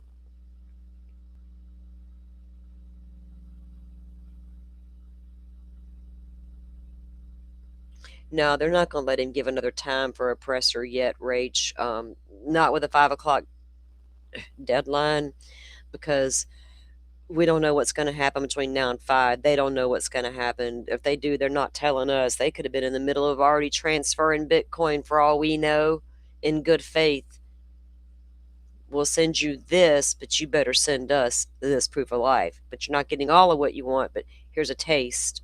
Maybe, I don't know how the hell they handle that with negotiations, right? If this is real. And if it is real, has the kidnapper reached out to them privately now, especially since the family come out and said, we're here, we're ready to listen, we want our mom back? Now, if you're a kidnapper and you're going to reach out to that family, you got to feel pretty secure in the way you're communicating with them, right? So that you don't get caught before you get what you want. So complicated if you go into that. If you get to that level of it and you think about that part, how dumb is this kidnapper?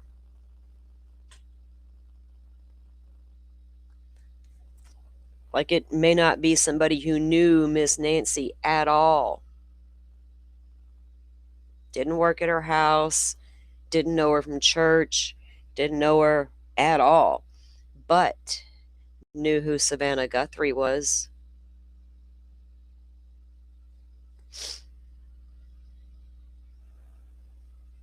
Hell, there's a whole host of people to choose from, right? If you want to kidnap somebody's wealthy relative. What made that particular case the one? Who knows?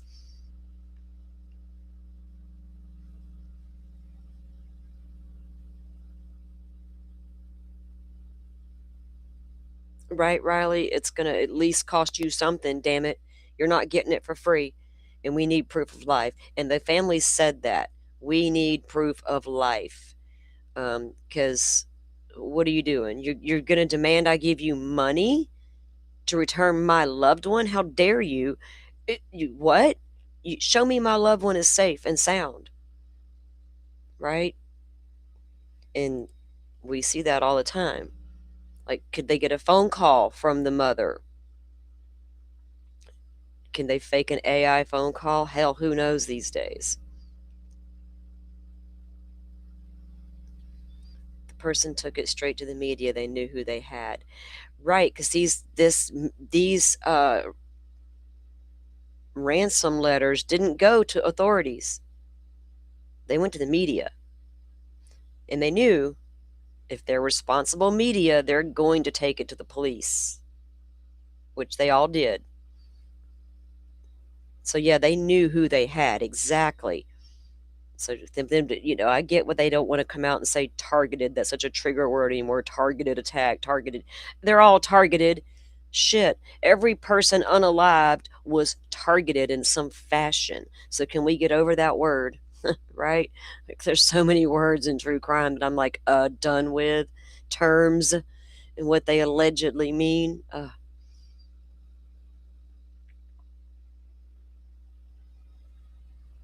Yeah, because you could get the media to pass it on to the police for you, so you don't gotta have direct contact. And we've seen how many times we see serial killers making contact with police before they're ever captured. Well, not today as many because of the data and the electronics and all the traceable things. But back at BTK, what was it, Smiley Face Killer? All these other, they would reach out to media, write letters to the media, right? Place a phone call to the media. So it's not unheard of. Media can be utilized for a lot of things.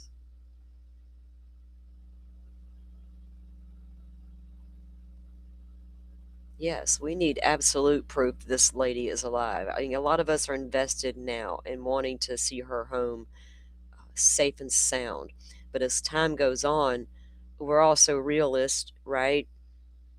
You got to be a realist as well as, but I am the kind of person, I'm an absolute realist, but no matter how bad the situation is in the moment, I'm going to hold out hope until the absolute very end above all else, because without that, I have nothing. So I gotta hope, I really gotta believe it will work out, even if I believe it may not. Still, it's hard to explain. But we know with her age and her health conditions that it's not looking good for her unless they have found a way to give her medications. That's the worrisome part, is if someone does have her to keep her healthy, she's going to need that medication. So how the hell are they doing it?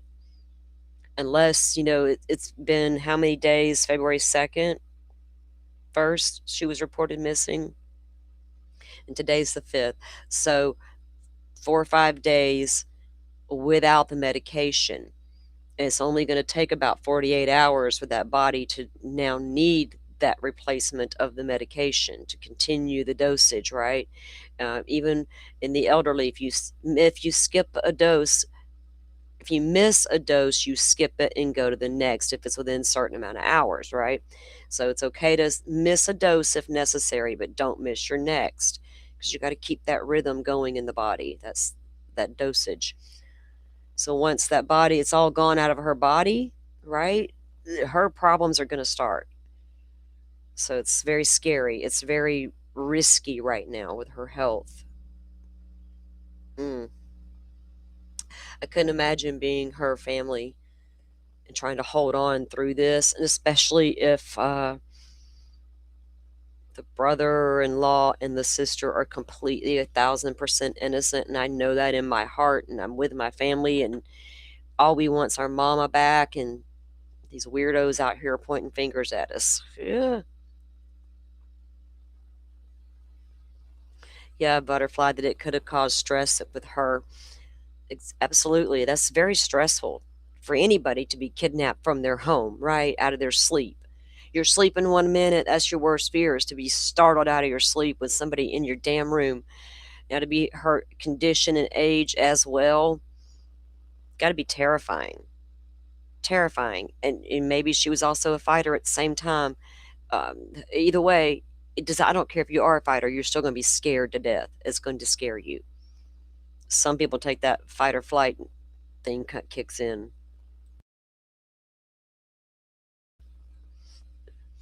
And then if she was taken somewhere and held, I mean, that's got to be horribly. Maybe she can appeal to them, though. You know what I mean? If they let her talk. If Miss Nancy's as smart as we hope she thinks she is, we think she might be. Yeah, I'm going to say she is. Maybe Miss Nancy can appeal to her kidnappers' empathies.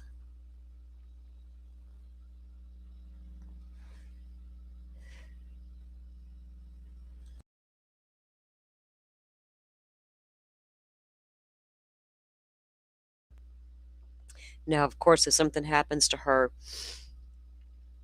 what would the kidnapper do at that point? Would the 5 o'clock deadline come and go and no further communication ever?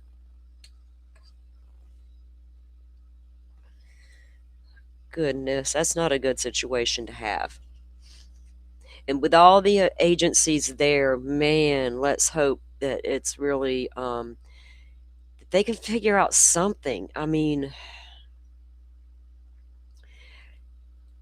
the only thing I can hope is that the cell phone tower dumps around the house and the geofencing, if it's yielded any information on, say, like phones that were in the area that night around the immediate area of the home, pinging off those cell phones or cell towers. Let me see. I don't know if this is going to work, if this is going to let me play something. All right, let me.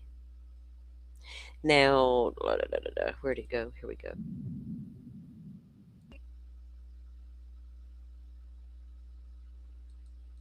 This may or may not work. We'll see.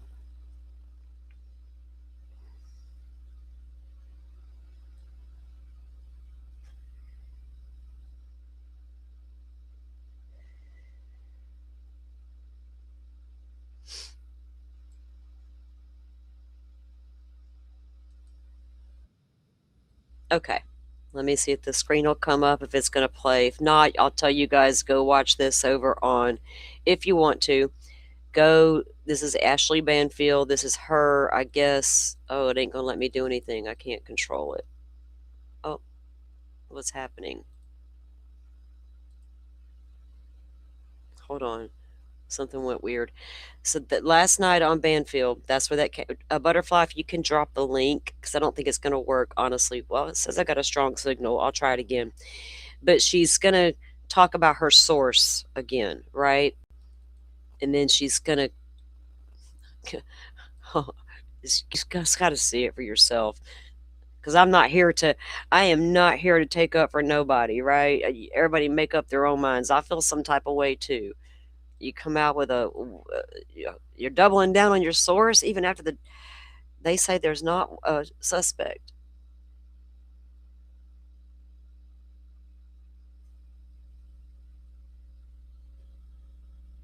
Okay.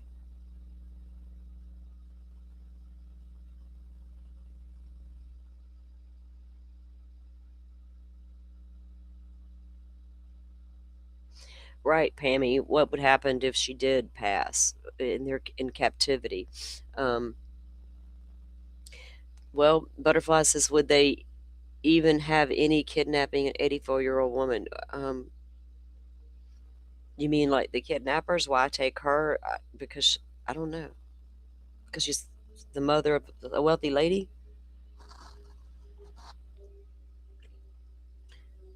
And if it was somebody who didn't really know Nancy, they may not be aware that Nancy needed all her meds and all this stuff until after the fact. That's the part. That's where you still have questions, right? Because we know she needs that medication. So that's obviously a big concern to all of us. But all I can figure is if it was a legit kidnapper kidnapping, the person must not have known she needed the medication. They know now, but they may not have known before, which means they didn't know her in that capacity. Huh. Thank you, Forrest. Thank you. And I don't mean to always say Butterfly. I'm used to her dropping the links, but I also got bad about not dropping the links to you guys ahead of the show. I usually try to drop them the links we're going to be using, but I have gotten bad about not doing that. Y'all, my mods need to yell at me from time to time. I got. We didn't know you were going live, Salty. Well, I'm sorry. I didn't either. But I'm trying to get better about that too. Okay, let me see if this will work. Is this the one?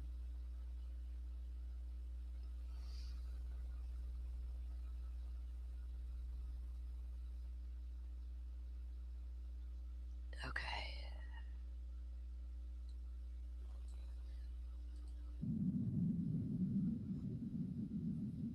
Okay, let me get it back to the beginning and then we'll get it on. We'll see if it'll let me play. If not, you guys can go and watch it.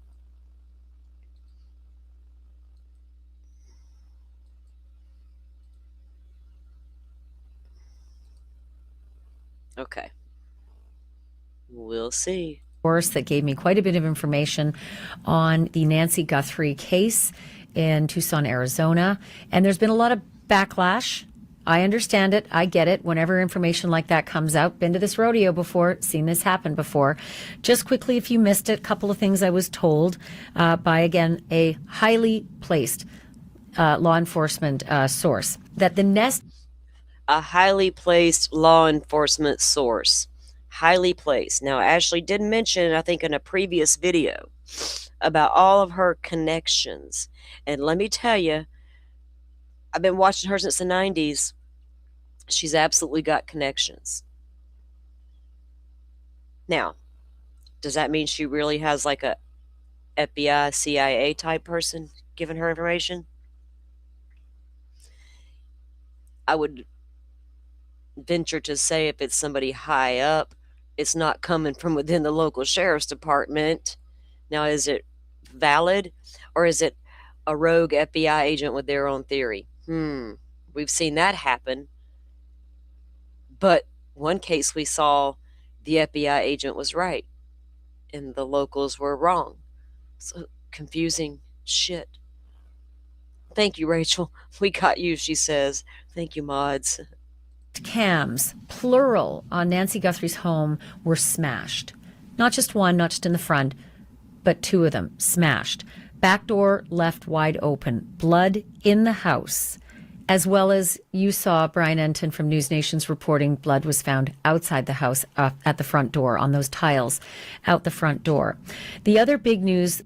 So they absolutely would not confirm anything that Ashley put out there. The only thing they did confirm was what Brian put out there, but it's what we could see. Keep that in mind. So they don't want us to believe Ashley at all costs. Remember that too. Now, I'm not saying she's right, because if she's right, there's not a kidnapper, or is the kidnapping hoax to take the eyes off of somebody else? Oh, shit, Lord, don't make us go there. That my source told me that Nancy Guthrie's other daughter, Annie Guthrie's car was towed and was in evidence. And that also, and this is the important language, and this is the language that I've been reporting, that the son-in-law may be prime suspect now. So I have said over and over again, law enforcement always reserves the right to change their minds and change direction. They did that with Ed Smart. They did that with John Benet Ramsey. They did that with Richard Jewell. They've done it with a lot of people. True that. True that. But as of now, my source said that is the prime, maybe the prime suspect is the son-in-law. Then you probably saw the news that the sheriff put out the next day after I released that information. At this point, I'm reading from Sheriff Chris Nanos's release. At this point, investigators have not identified a suspect or person of interest in this case. Detectives continue to speak with anyone who may have had contact with Mrs. Guthrie. Detectives are working closely with the Guthrie family. While we appreciate the public's concern, the sharing of unverified accusations or false information is irresponsible and does not assist in the investigation. No suspect or person of interest has been identified at this time. I am well aware that no suspect had been identified to us publicly. This is inside information. And so, again, from an extraordinarily reputable, highly placed source. And to that, I just want to tell you, I have had this happen before many times. I'll take you back just a couple of years to 2022. Okay, here we go.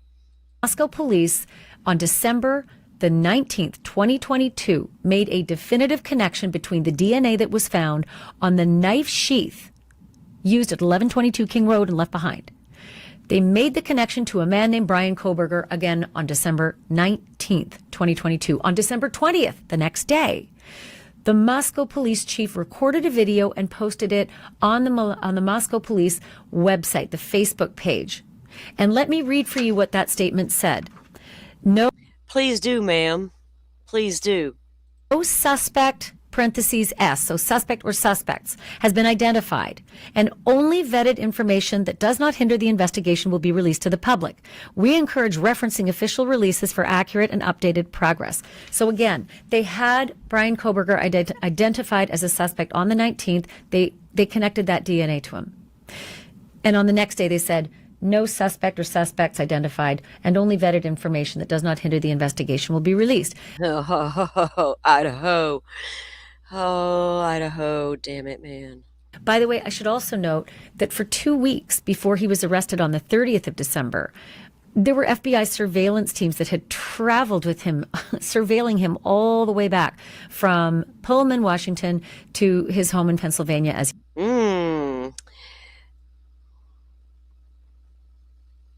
surveilled him all the way from Pullman back to the family home in Pennsylvania.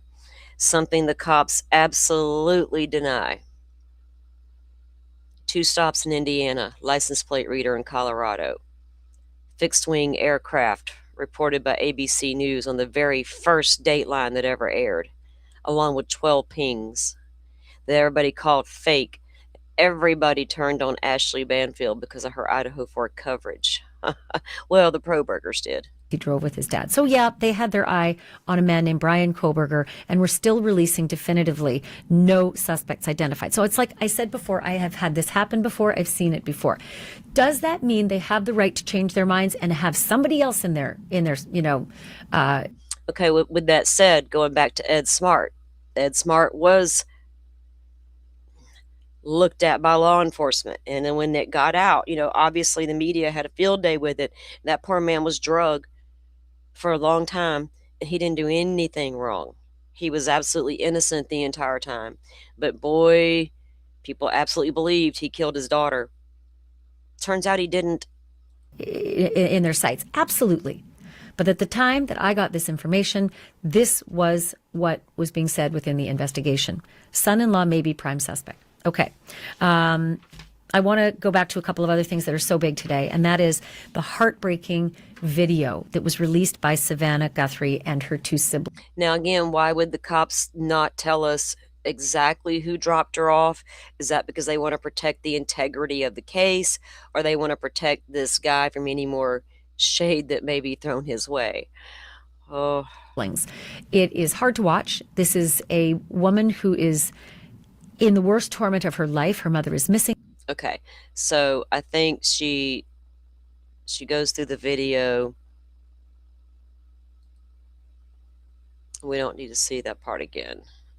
Reported around 4 o'clock today, and again, I'm recording this on February 4th, that Savannah Guthrie had been shown the ransom notes. In her video, she said she heard of ransom notes. She also, appeal to our better senses that there are so many false images and false narratives that can be manipulated when it comes to video, etc. Whether that meant she'd seen some pictures or not, her message was clear. She and the family are ready to talk to whomever might be behind this. So do you think they sent whoever the alleged kidnapper is, when they sent the email with the ransom note, do you think they attached photos? I wonder. If they did, that's proof of life. If she's sitting there in her gown and possible injury, I don't know. Background being an unfamiliar space for her to be in, could that be faked as well? But they need proof of life. They need to know their mom is alive. So this was a big pitch to the potential that these ransom notes may be legitimate. There are many schools of thought that they're not, that this is someone in Myanmar trying to make some money on Bitcoin, or that this is someone crazy trying to insert themselves and create mayhem. There are crimes that are... So does one ransom note mention Bitcoin but not another one?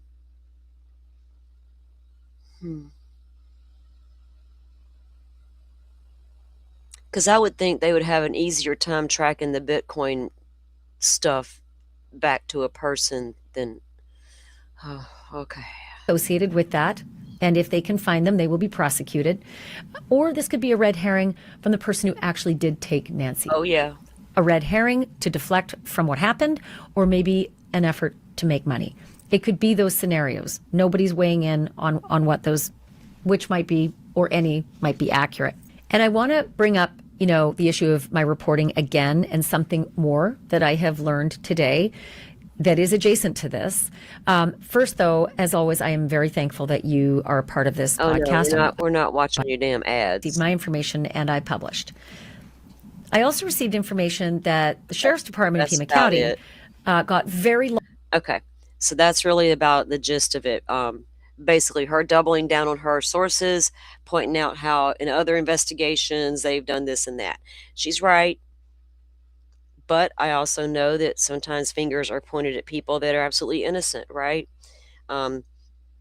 We could go down a whole rabbit hole on this couple, the daughter and the son-in-law, but I don't feel comfortable plastering them all over the internet at this point. I know where they work, what they've done for livings, how they've connected in the community. They're respected and all the things. They appear to be a united family in that video. So it's hard to say that, even if he is a suspect, say, for instance, doesn't mean the daughter-in-law is, right? Doesn't mean that at all. He could absolutely still be guilty of something and her not even be a part of it. It's all weird at this point. He could absolutely be completely innocent, just happens to be the person who took her home that night and watched her walk into the garage and shut the garage, and then he backs out. And then somebody enters her home at 2-ish in the morning, 1:47. The doorbell cam disconnects. Did he go back over there? Is that what they're suggesting? He drops her off. Did he hang out and chill, or did he go home and then go back? See, you gotta all these other things you gotta ask if you're gonna put him as the suspect. That don't make any sense either, right? Did his wife not know he left in the middle of the night? What does his cell phone show? Was he at home all night? What does his car show? Was he home? Well, there's a lot of ways to verify and vet him, right? So you can damn well believe they're doing all of that. And maybe that's why they're not naming him as a suspect yet.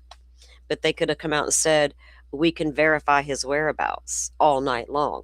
But they didn't do that either. So, Sometimes, Riley says, sometimes the purest, kindest, most involved looking person is the devil in disguise. Absolutely. It could go either way. We're not naive around here, are we, y'all? We absolutely know it could go either way, but we also know the dangers of pointing the finger at innocent people, how sideways that can get, especially here on the internet. So take it all with a grain of salt, right? But we also can't live in that naive world where everything's roses and rainbows, where everybody's nice. We know better. So those nice people we have to worry about. What about the Uber driver? Apparently, it's just an Uber driver that gave Miss Nancy a ride to her daughter's home that night for dinner. And they spoke to the Uber driver. She arrived, the Uber driver drops her off at 5:32 p.m. for dinner, and then he leaves. That can all be verified through the Uber app, right? And I bet you at the end of that drop off, that communication ended with Miss Nancy. And she did not take an Uber home. She was driven home by a family member.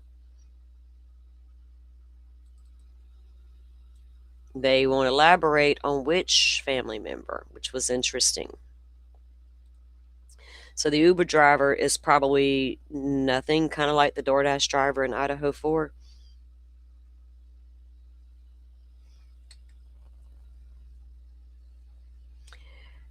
The digital forensics will give them a lot, Rach, if there's a lot there. I don't expect there to be a lot on Miss Nancy's phone, right? I don't expect that the kidnapper reached out to her, but what else is there? The way the person's communicating, which is through emails and IP address right now. Then, of course, looking at devices of people very close to her.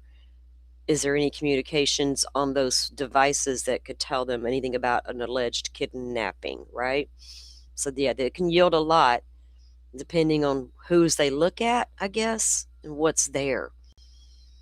Right now, they're honing in on the cameras. I'm still curious to know if the red light cameras at the big intersection there, if it can see traffic entering and exiting her neighborhood, if they can see any cars entering and exiting at that time frame, but I don't know how well they would be able to see the vehicle, right? To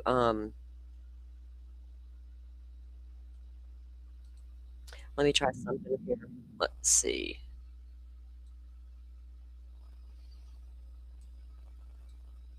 If I can get it to the right part, because I wanted to hear something again. Hold on one second. I'm going to mute while I try to fix this.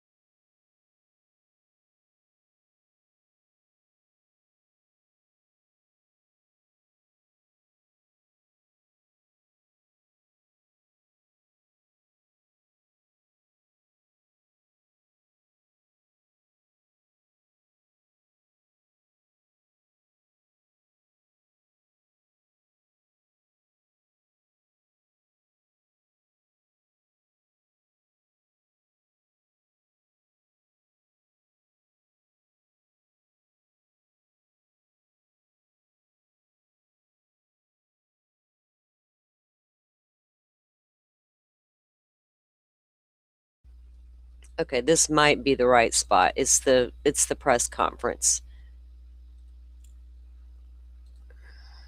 Let's see. Hey, Criminal Network, welcome in. No, no, Riley, the Apple Watch was not taken with her. It was there on charge. So I'm assuming by the bed. And in fact, it stopped her pacemaker stopped reporting to the device at 2:28. It disconnects from the device that was reading it. And then the ransom note mentions the Apple device as well as this broken light fixture outside, floodlight. I'm sorry, one more time. So in regards to the timeline in the ransom note, are we nearing that timeline? And is that playing a part in the investigation? We're not going to go again into specifics of that part of the investigation with the ransom note, other than what we've put out there. We've been transparent. We're talking about we are working that ransom demand, but we don't want to go anything further than that could impact any opportunities. So thank you. Is there any additional physical evidence at the crime scene other than the technology that you guys are using for this timeline? Is there anything else that's helping you guys other than really the technology? Well, I think I said on day one is that it's technology that's going to really help us solve this case. But no, I mean, we did do a process of that scene for biological evidence. So we're still hopeful that maybe something will show up there as well. Arizona Republic, Richard Relas. Agent Yankee, we saw on the scene, I believe it was you, taking a tripod to the home of the sister. They mentioned taking, this is not the right spot there. Mentioned taking the tripod into the home with the ring light to do the video. Criminal, you're like 12 miles away? Oh no, you need a new phone, man. Your badass video productions. Come on, man.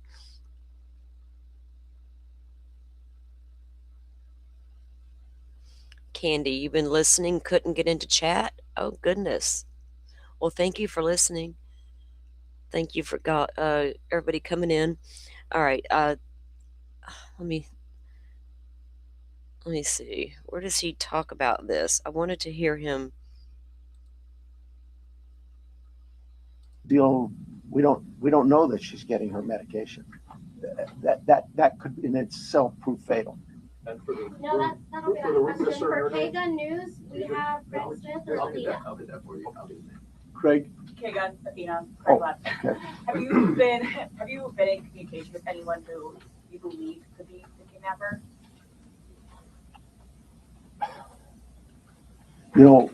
It goes back to what we talked about. Nobody's eliminated, but we just really don't have enough to say, this is our suspect, this is our guy, we know, or our gal. We just don't know that. And it's really kind of reckless to report that someone is a suspect when they could very well be a victim.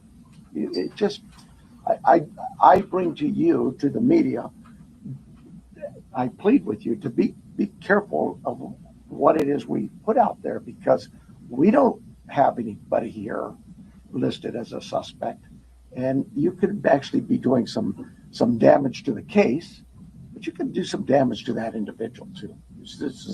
Social media is kind of an ugly world sometimes. And how far out have you expanded your Hang on, that's search? not it either. Let's, What type of suspect or suspects do we think we're dealing with here? At this time, like the sheriff has said, there is no primary suspect identified, so it could run the gamut. So, KPNX, Troy Hayden. Are you actively investigating the son-in-law in this case? So there were reports earlier this week, and you refuted that.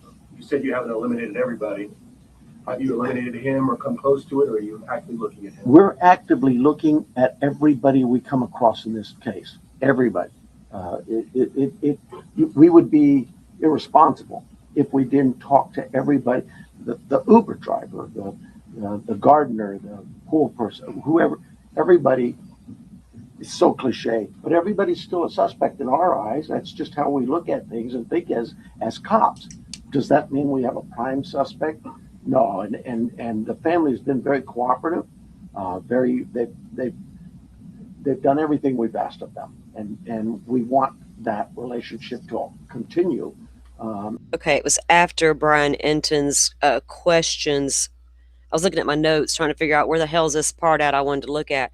It was after Brian Enton's questions when they brought up the drop off. That's what I'm looking for.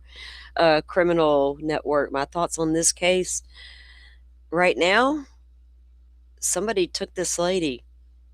I don't know who.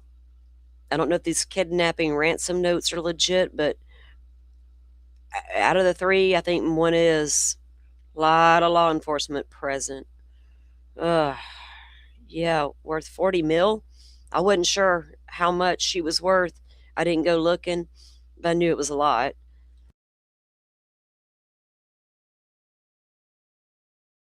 So let me try to find where they got. It's going to be hard for me to find it, but it'll play in my ear. I don't know that. We If I mess with it too much, the I'll house get for stuck. biological evidence, and we've not. Agent Yonke, this one's for you. Following up on that video that was released yesterday, it said, ultimately any further action is decided on by the family. Since then, have they expressed any more interest in more efforts to try and get in contact with who is behind the ransom letter? And do you have a crisis or any sort of hostage negotiator with your team for that type of situation if it moves forward? so the two parts of that question of, I think, Do I think it was family that was in on the kidnapping, if that's where I'm going to go with it? I don't know. I don't know. Some whispers were the sisters. The sister's car was towed, and law enforcement confirmed that, but they're saying it was part of the routine investigation because I'm assuming that's the vehicle that was used to drop her off from dinner. Why else would they take that car? So I'm sure all of their devices were taken and being searched. As that would be routine. But as far as if I'm thinking kidnapping for real, do I think they were in on it? Not at this time, until they show me something that gets me there. Then I'll be like, oh damn. It wouldn't shock me. I don't know if this is the right part. I think it's pretty clear. I think that was Justin Lum asking that question, right, Rach? I can't remember if it was after this part. The family wants to be contacted. They know time is of the essence. And if those that may have Nancy are watching this, the family is ready to talk, get proof of life, because there has been no contact after that ransom note went to the media. So after that ransom note went out to the media and they turned it over to the authorities, and then we know now that TMZ came out with it, there's been no more contact by this alleged kidnapper. So I'm assuming in these original 3, one of those 3 mentioned today's deadline of 5 o'clock.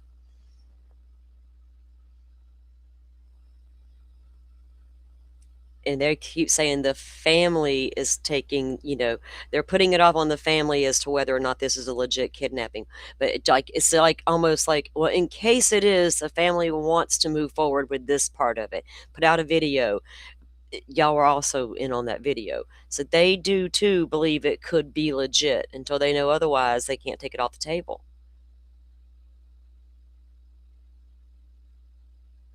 Well, I could see wanting proof of life, criminal. I mean, we were talking about that earlier. Would you give them a taste, right? Here's a little bit of what you asked for. Now send me the damn proof my mama's alive. Right? And then we'll go from there. What would you do, right? Would you risk paying all of it? Yeah, I think a lot of us would pay it just to get them back, but there's no guarantee you're going to get her back. And at this point, if something's happened to her while in captivity because she hasn't had her meds, they're not going to get her back anyway. So require proof of life is kind of like the thing, right? For your second question, yes, we have crisis negotiators. That is part of our team here locally, along After Monday's investigation and really opening access to that property to. And we left, and then others could walk up. When we process a scene and we're done, we return that scene to in this case, the homeowners, the family, and transition that over to. I'm going to have to go back and look at their transcript and listen to that thing again, because just the couple of things he said there, about not being specific about who dropped her off, like that. I don't know if that was just done because he is a suspect, the son-in-law, or was it to protect him because there's already been enough said about him, right? Thanks to Banfield and things like that. Who knows? Welcome in, everybody who's just joining. Kitty, welcome in.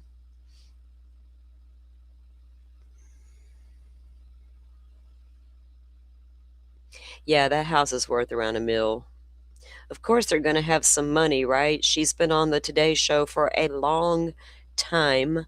There's always going to be money, so there's money-hungry people out there. Boy, the money-hungry people are everywhere. And apparently somebody was arrested already. Now, they're going to be looking into that more today, they said. So I'll have to look for some updates and figure out what's going on with that part of the investigation.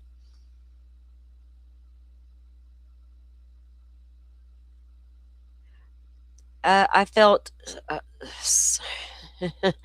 yeah, I picked up on things too, criminal, but I don't know I felt like, that's why I kind of felt like it was an absolutely semi-scripted thing. So it tells me FBI's taking this ransom stuff seriously.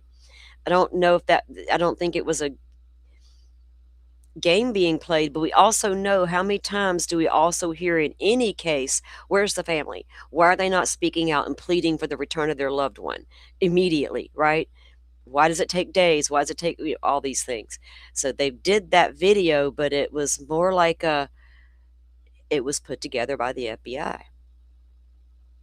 And after these alleged kidnapping ransom notes, we got every detective in town, in the freaking country has showed up now. We got the local authorities, we got the FBI, we got the CIA, we got the Secret Service, we got the critical response teams, we've got Border Patrol brought the dog in, we got the internet crimes against children showing up with their tripod.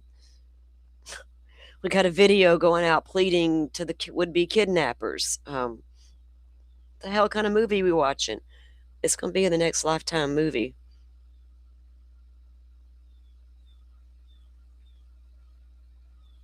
There's so much we don't know and so much we do know, or so much we kind of know and don't know at the same time.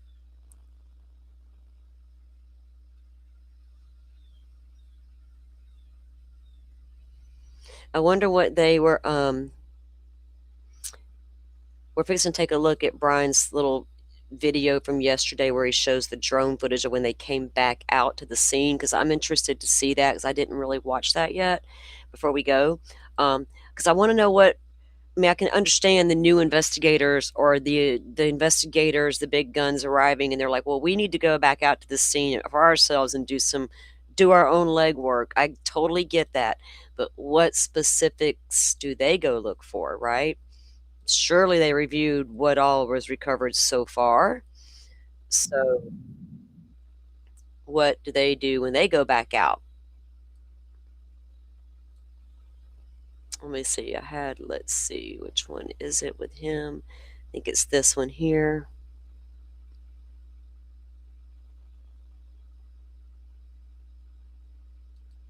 I believe it's in this one with the drone footage. Oh, this is the one with that lady. That's interesting. Oh, yeah, we got to review that. Okay. Let me get it to the beginning after he has a few things to say. My cat sees the puppy out the window. She started backing up. The puppy don't even mess with her. Hold on.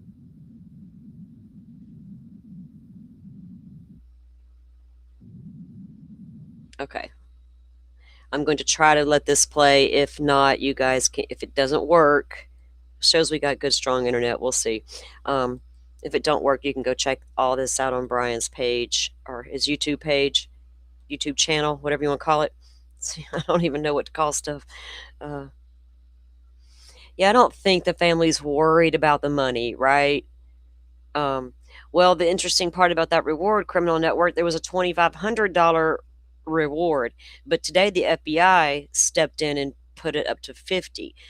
Kidnapping, now we got the FBI in there. We got a weird video from the family. Now we got to up the ante on the reward, and it's from the FBI. I don't know. That may increase with time. They usually do. I mean, they always do. And I don't think the family's really. I think the family's ready to pay. Honestly, my take on it is the family's like, yes, let's just send whatever the hell we got to do. Let's convert this money and get it sent. We want her back. So I don't think they're like holding out, I'm not suspicious of the family yet. I know so many times right out of the gate, but I reserve the right to change my mind. Have a person of interest or a suspect at this time. So in terms of the latest on what's been happening out here, it's been relatively quiet here outside Nancy's house. There is private security now that's sort of keeping an eye on the house out here. And her daughter, Annie, lives about 10 minutes from here, where there's also a big media presence. I want to show you what it's like there. So this is Annie Guthrie's house, where she lives with her husband. And this is about 10 minutes away from Nancy's house. So it's pretty close. It's actually a very similar neighborhood in terms of just the houses are kind of spaced out. They're a little bit closer together here, but it's desert out here.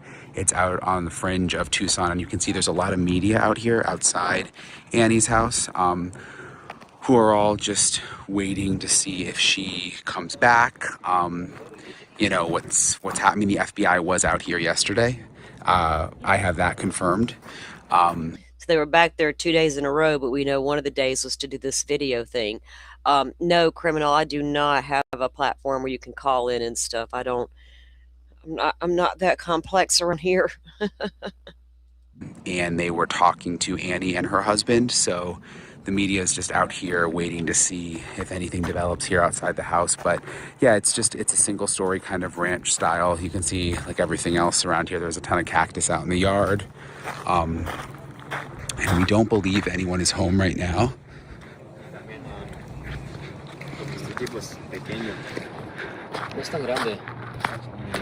So it's pretty quiet out here now.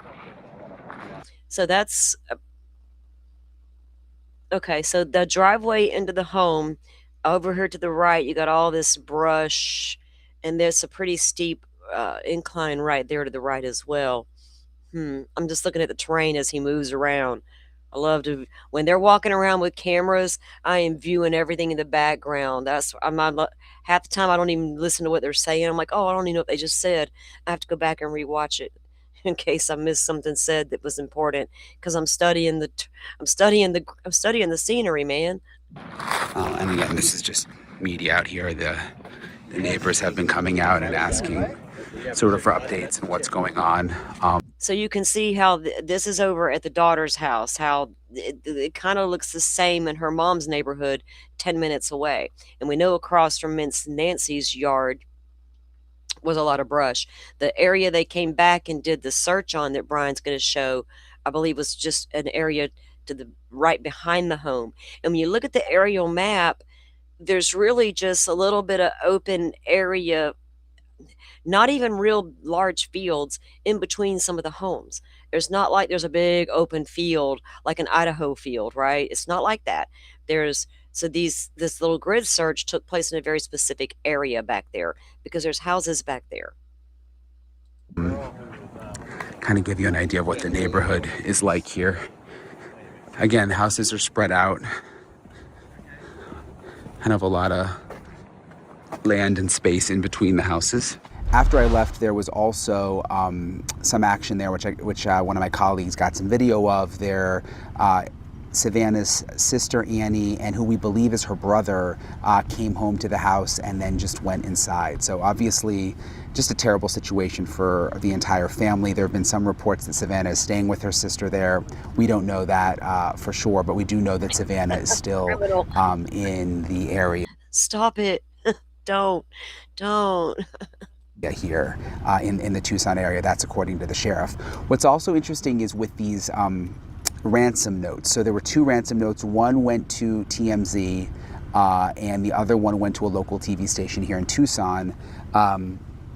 What's interesting is that all happened yesterday, that we found out about it yesterday, but the sheriff is now saying that the night before, so not yesterday, which would have been, I'm getting my days mixed up, yesterday would have been Tuesday, Monday night the sheriff says that they found out about the one ransom note, I believe the one sent to the local TV station here in Tucson, and the sheriff actually showed the note and told Savannah Guthrie about the note and showed. So the first one that come in went to the local media. That's the one they told Savannah about. So they saying that TMZ got theirs after the local media. And then we heard FBI say they're investigating that one from TMZ. Is that real or Memorex? Savannah the note. That is what the sheriff is saying. What I find interesting about that is that, and the sheriff also made clear that they still don't know the legitimacy of the notes, but what I think is interesting is that he obviously thought it was important enough that he showed Savannah Guthrie the note, but we still don't know if the note is legit. We don't. Yeah, Candy, so we have the time exactly on that. The pacemaker stopped reporting back to her device at 2:28. That's when it disconnects. She got home at 9:48. That's what time the garage door opens and she goes in. Is it 9:48? 9:50, the garage door closes. 2:28, that's when, 1:47, the doorbell cam disconnects. 2:12, a person is detected, but not on video because they didn't have a subscription. 2:28, the pacemaker disconnects. That's what we know. Oh, the family arrived on the scene at 11:56. Police were called at 12:03. 7 minutes later, not 1 hour as reported. Know if either note is legit, but we know that it described what. Now, we don't have the 911 call yet, which is interesting. A lot of people be scrambling for all that kind of stuff. And that would give us the timestamp of the call. I wonder why none of them's got that yet. If I thought about it, they thought about it. Nancy Guthrie was wearing, and also some details from inside the house. Whether those details are true and legit, we don't know. That's something I'm going to ask Maureen O'Connell about in a minute. I'm also going to ask her about her thoughts about whether or not there could be a suspect that police are just not being forthcoming about. So that's coming up in a few minutes, but I wanted to give you that update on the ransom notes. Also, when I was driving here to Nancy's house from Savannah's sister's house, I noticed there's still a lot of searching going on in this area. We saw the helicopter up last night here for an hour, circling very, very low around Nancy's home, and then I saw them searching in a wooded area a little while ago. So I was just driving back over to Nancy's house, and you can see there's all of these sheriff's deputies from the Pima County Sheriff's Office. sorry, let me go through the timeline again. This is part of the police in the press conference a little while ago, that at 5:32, Nancy arrived at her family's home for dinner by an Uber driver. At 9:48, Nancy arrives home by a family member dropping her off, enters her garage at 9:48. The garage closes at 9:50. At 1:47, the doorbell cam disconnects. At 2:12, a person or something is detected on a camera, and apparently that one is from within the home. But they don't have a subscription, so it wasn't recorded, just a notification that motion was detected, right? But they said it was a person. 2:28, pacemaker disconnects from the Apple Watch device. The next morning, or Sunday morning, that's when church services end. They call the family. She didn't come to church. They arrive on scene at 11:56, call the cops at 12:03. And I'll put that together on a little thing, and I'll post it. Yeah, 1:47. We'll get that timeline posted for you guys. So this is now Brian mentioned they come back with the helicopter, and then the next day they're back again, and this is when the last time they were there, yesterday. And he's going to have somebody go up with drone footage, and there's a lady he interviews out of her car. Is interesting as well. That we're all just out searching in this area, and they all just packed up to leave. And I'm really right behind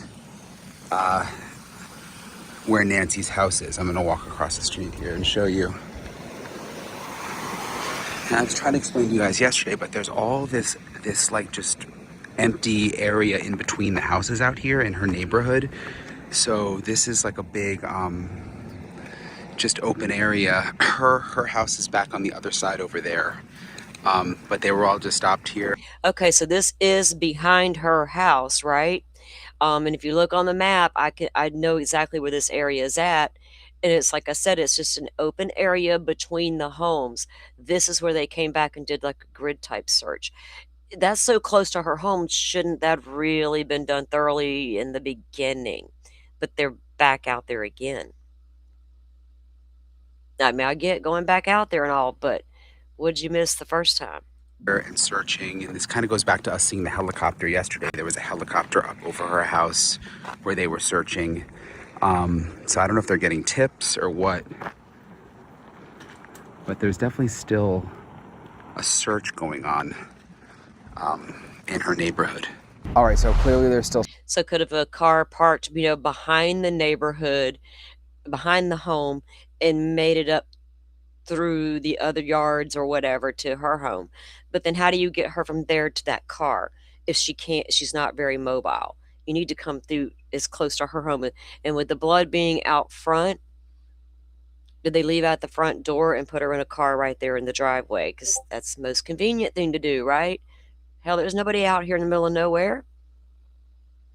The area reminds you of Ruby and Jody's house. It does, except it was a lot more deserty around Jody's damn house of torture.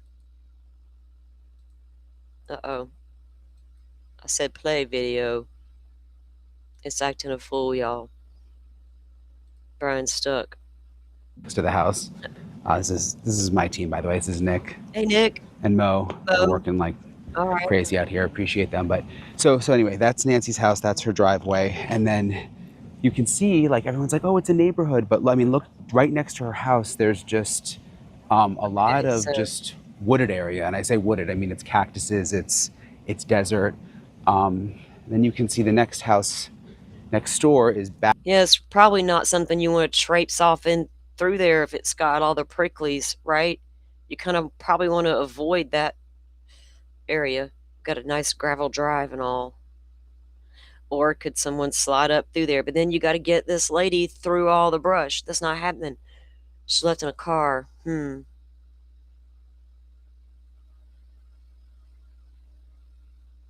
Right. It would take more than one person, right? You would think Butterfly, if they had to carry her. Ain't nobody carrying her through all this stuff, right? So it makes sense to take her by car right out of her damn driveway from front of the home. Back behind the brush here, but across the street there's just more brush. And when people are like, oh, there's got to be a ton of cameras around, there's got to be traffic cameras right there. I mean, now you get an idea of why we're not seeing much video. Granted, there might be some traffic cameras down along the main drag that I saw, but there's no cameras right in this area. And even if houses have cameras like this one, you see how far set back they are from the road. And if you look at my video from last night, it's pitch black out here. I mean, there's no street lights or anything like. Let me try to get it to where this lady was. There she is. She's coming up. Oh, is she in this vehicle here? Yes. Okay. All right. Y'all listen to this. There. Yeah. Do you have any? Do you live around here? I do. Yeah. So I'm on a live stream. I don't know if you mind me just talking to you for a minute. Yeah. What's your name? I don't want to talk. Okay. About it, Okay. No, I just need to find the police. Where they're not here. No. Did you know something? Well, I have pictures. What kind of pictures? He's like, whoa. She's like, I need to find the police. He's like, why? Do you have something? She's like, I got pictures. Pictures of what, ma'am? Well, we live in this neighborhood, but closer to First Avenue. Okay. We get a ton of people in here casing these houses. People casing houses? Oh yeah, I have pictures. Really? I called the tip line yesterday. Can you show me? Do you mind? Yeah, but not until I'll come back. Okay, I'm right out. She's like, I'll come back. Let me show the cops first. So I heard where she said she lived near which street, but she's got pictures of possible people casing joints, casing the neighborhood. Huh.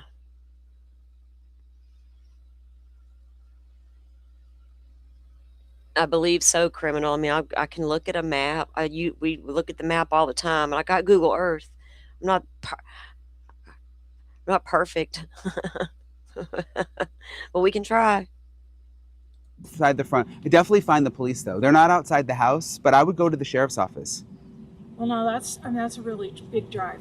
But I'm gonna go. She called the tip line, hadn't heard nothing back, and now he's like, go to the police department. She's like, well, that's a really big drive. So she just came straight to the neighborhood. No, they're here. I saw on TV. I'm just coming here. To the other house because I know where that is. Go over there. And there were also police just searching around the corner. Corner where? Gosh, I got my. It gets tricky twisted around right here. there, Yeah, doesn't it does. And see, that's why it's so incredibly hard to believe this is random. Yeah.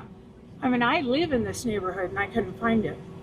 My husband grew up just a little bit over there, and so he walks here all the time. Well, that's what I was just saying on my video. I'm still recording, by the way. I hope you don't mind. But yeah. But I was just saying on my video, people don't realize how they think, oh, why isn't there more video? But there's no cameras around here.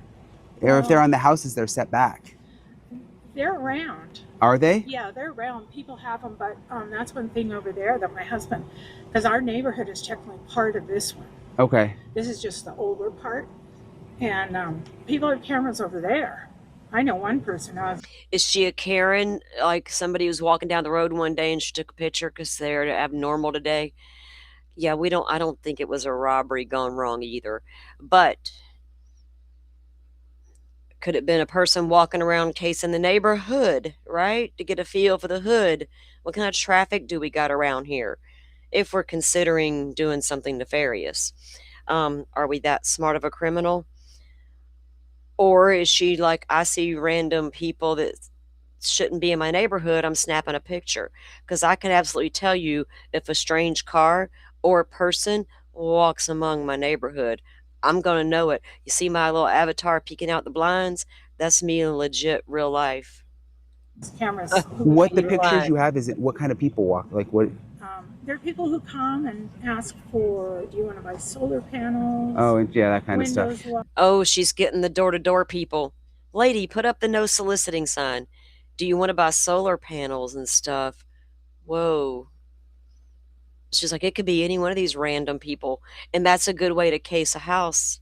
Do people still do that? Go door to door offering to sell things? I thought we learned a long time ago not to open the door to people like that. It's nefarious things happening. But they could be doing that on purpose, posing as the magazine salesman or the vacuum salesman, right? From back in the day, to get a feel for your house. get that up close and personal view.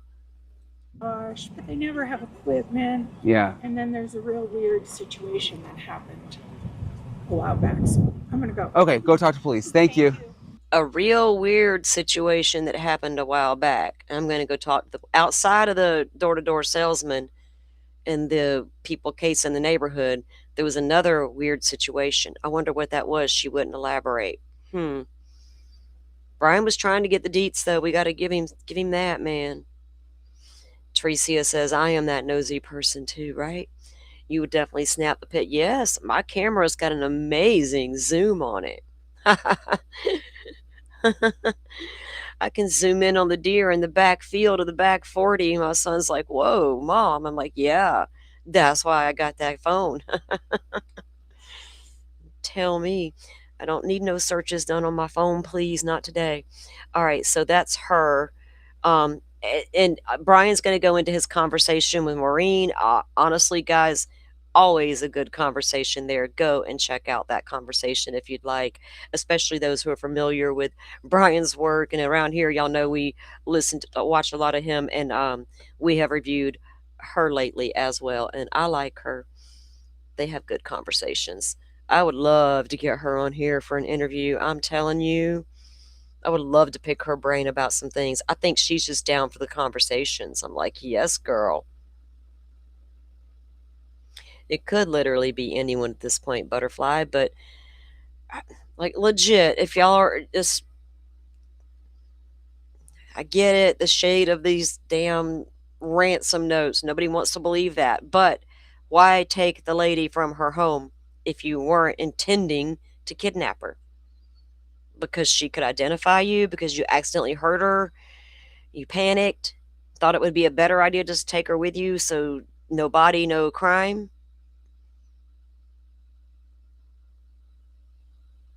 I've had a problem with that from the get-go. Why take the lady?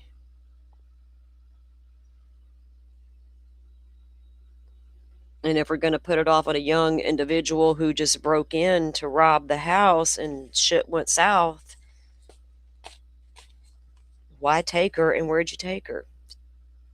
It makes no sense.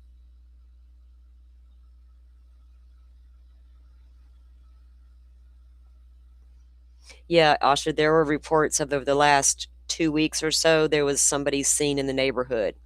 But can that be tied to this? It could be. And it could be not, right? It could just be some random person that was in the neighborhood that day. Who knows? At this point, if something happens in your neighborhood, are you going to go back in your thoughts and go, did I see anything lately, or did anything happen that didn't sit well, or whatever? And okay, thank you, Butterfly. Let's get on this. Let's pull this up. Where's this coming from? Oh, of course it did. Our buddy Matt, MB Inc. I got you, Butterfly. Thank you. I got the notification when you sent it. I was paying attention this time. Okay.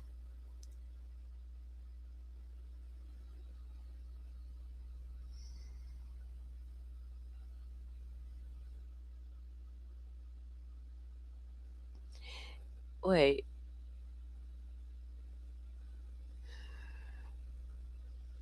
Annie was seen leaving with investigators yesterday from the... Okay, let me get the tweet up that we need to look at, because this is important. Okay. Let me pull it up here as well so I can read it. Okay. Let me get this screen up. So they've made an arrest, apparently, in this case, but not for the kidnapping. All right, so this is reported by MB Inc. over on X, the disappearance of Nancy Guthrie. FBI arrests Derek Kallela, accused of harassing family with fake ransom text. Not an email. Okay, let's see.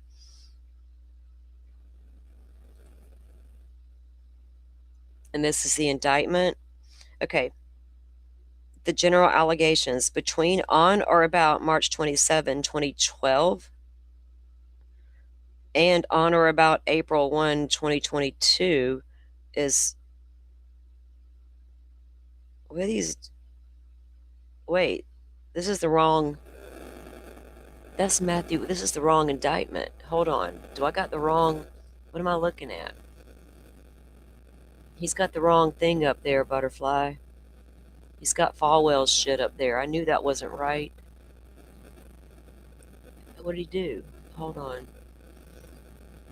Okay, he's got the wrong document there. Apparently, he did misposted something. I'll have to reach out to him.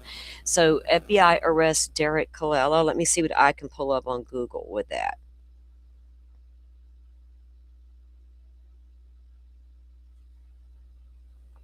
Did you see something different, Butterfly? Why am I getting... Oh, okay. Let's Google this real quick.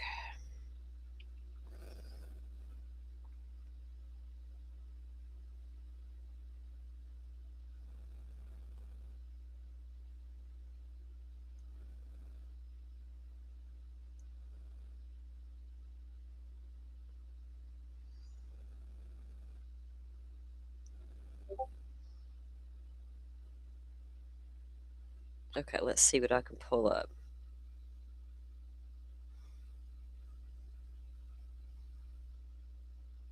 All right, let me get this up on the screen. Yeah, he posted the wrong documents. Butterflies. Okay. It's okay. We still appreciate him giving us the heads up on this information. All right, so let me get this on the computer, not on my phone, so that you guys can see it. I haven't even read it yet. I don't know what's going on.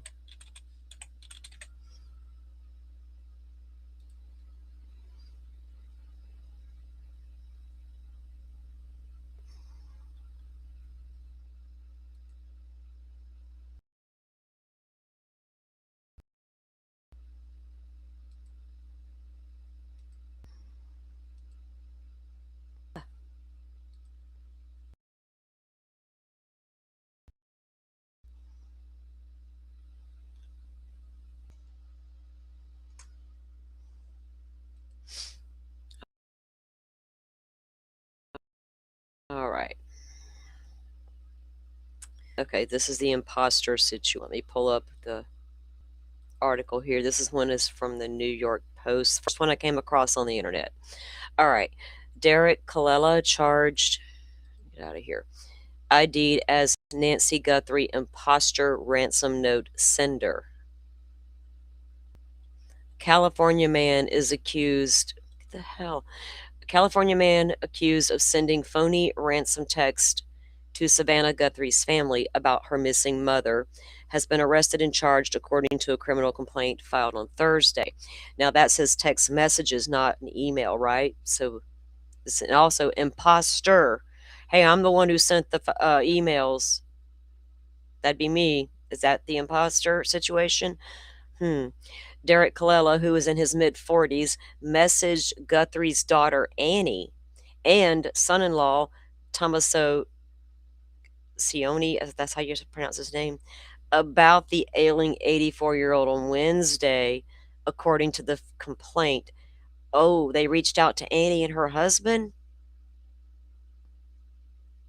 via text. Did you get the Bitcoin? We're waiting on our end for the transaction. His message sent to both Annie and Cioni allegedly read. So a message was sent to both of them?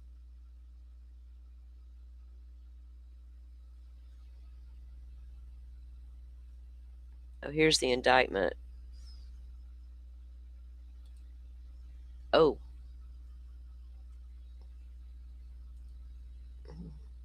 Can you guys, it's not, my screen didn't move with you guys. Hold on.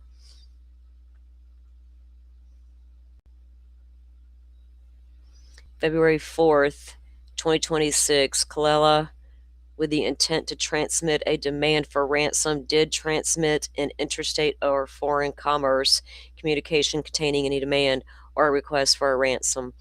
On the 4th, the defendant Colella is Interstate and Foreign Communications made a telephone call and utilized a telecommunications device, whether or not communication ensues with disclosing his identity with the intent to abuse. What?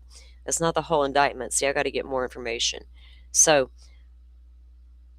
there it is again. Okay, now it's pulled up better. So there, yeah, that's all there is to that criminal complaint. Let's see who somebody posted that on Twitter, it looks like.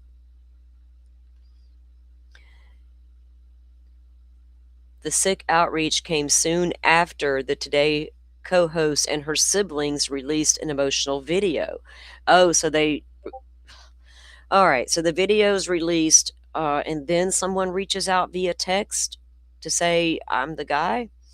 The relatives reported the chilling messages to police, who tracked the number to Colella's residence in California. Wow, idiot. There, Colella confessed to the officers that he had been following along with the case on TV, and he sent the 2 text messages after pulling the Guthrie's contact information on a website. He said he was trying to see if the family would respond. I'd have a response, all right. Colella's charges include 2 counts of transmitting communication containing a demand or a request for ransom in exchange for the release. So that is totally separate from the emails that were received, right? That's the big takeaway here. It's still 2 separate things happening right there. This fool thought it was a good idea to use his cell phone to reach out to them after pulling up their information on the big bad internet. And see, it didn't take them long to find him. So do they know where the IP address is that this email came from? Whether the email's real or not, hoax or not, it came from some damn where.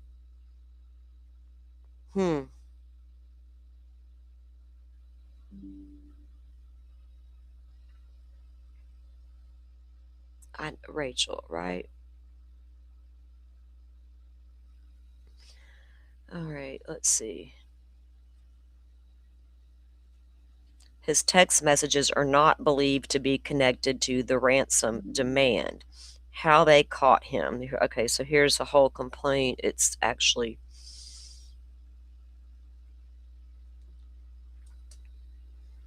I'm going to post it onto the community tab.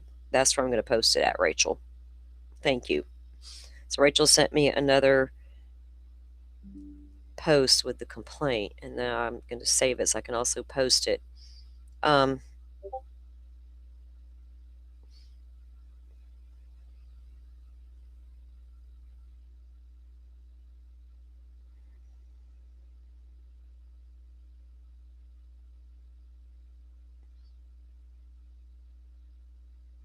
Okay, so it just kind of goes through what we know about the case up till that point where this person reached out to them. But I will get that posted up so everybody can take a look at it over on the... Okay, cool. He got the good docs up now. All right, because we're about to end up for the day here. I believe whoever sent the ransom note sent it to the news agencies on Monday. Yeah, they got it before TMZ went and told the world about it. They had it Monday. Turns out we know that now.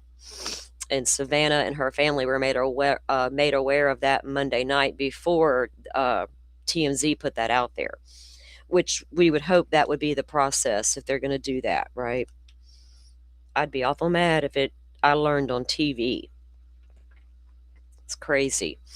All right, guys. Well, I appreciate everybody for coming in and catching the update today and the press conference here with us and going through all the things that were said. Like I said, this is the 3rd show we've done on the case. We're trying to keep up with all things. It's a fast-moving case. The episodes are in a playlist for you to go back and review.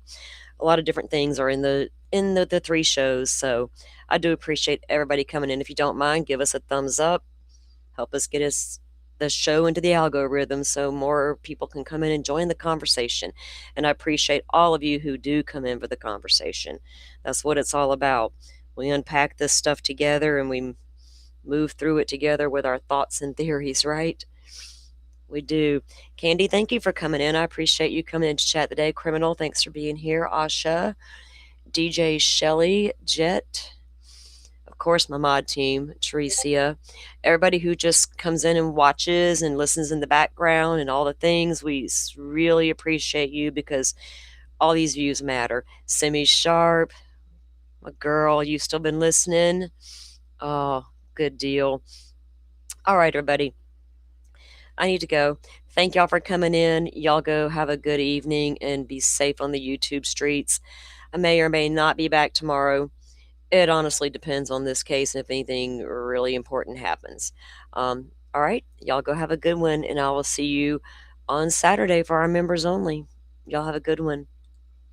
Thank you all for watching this here.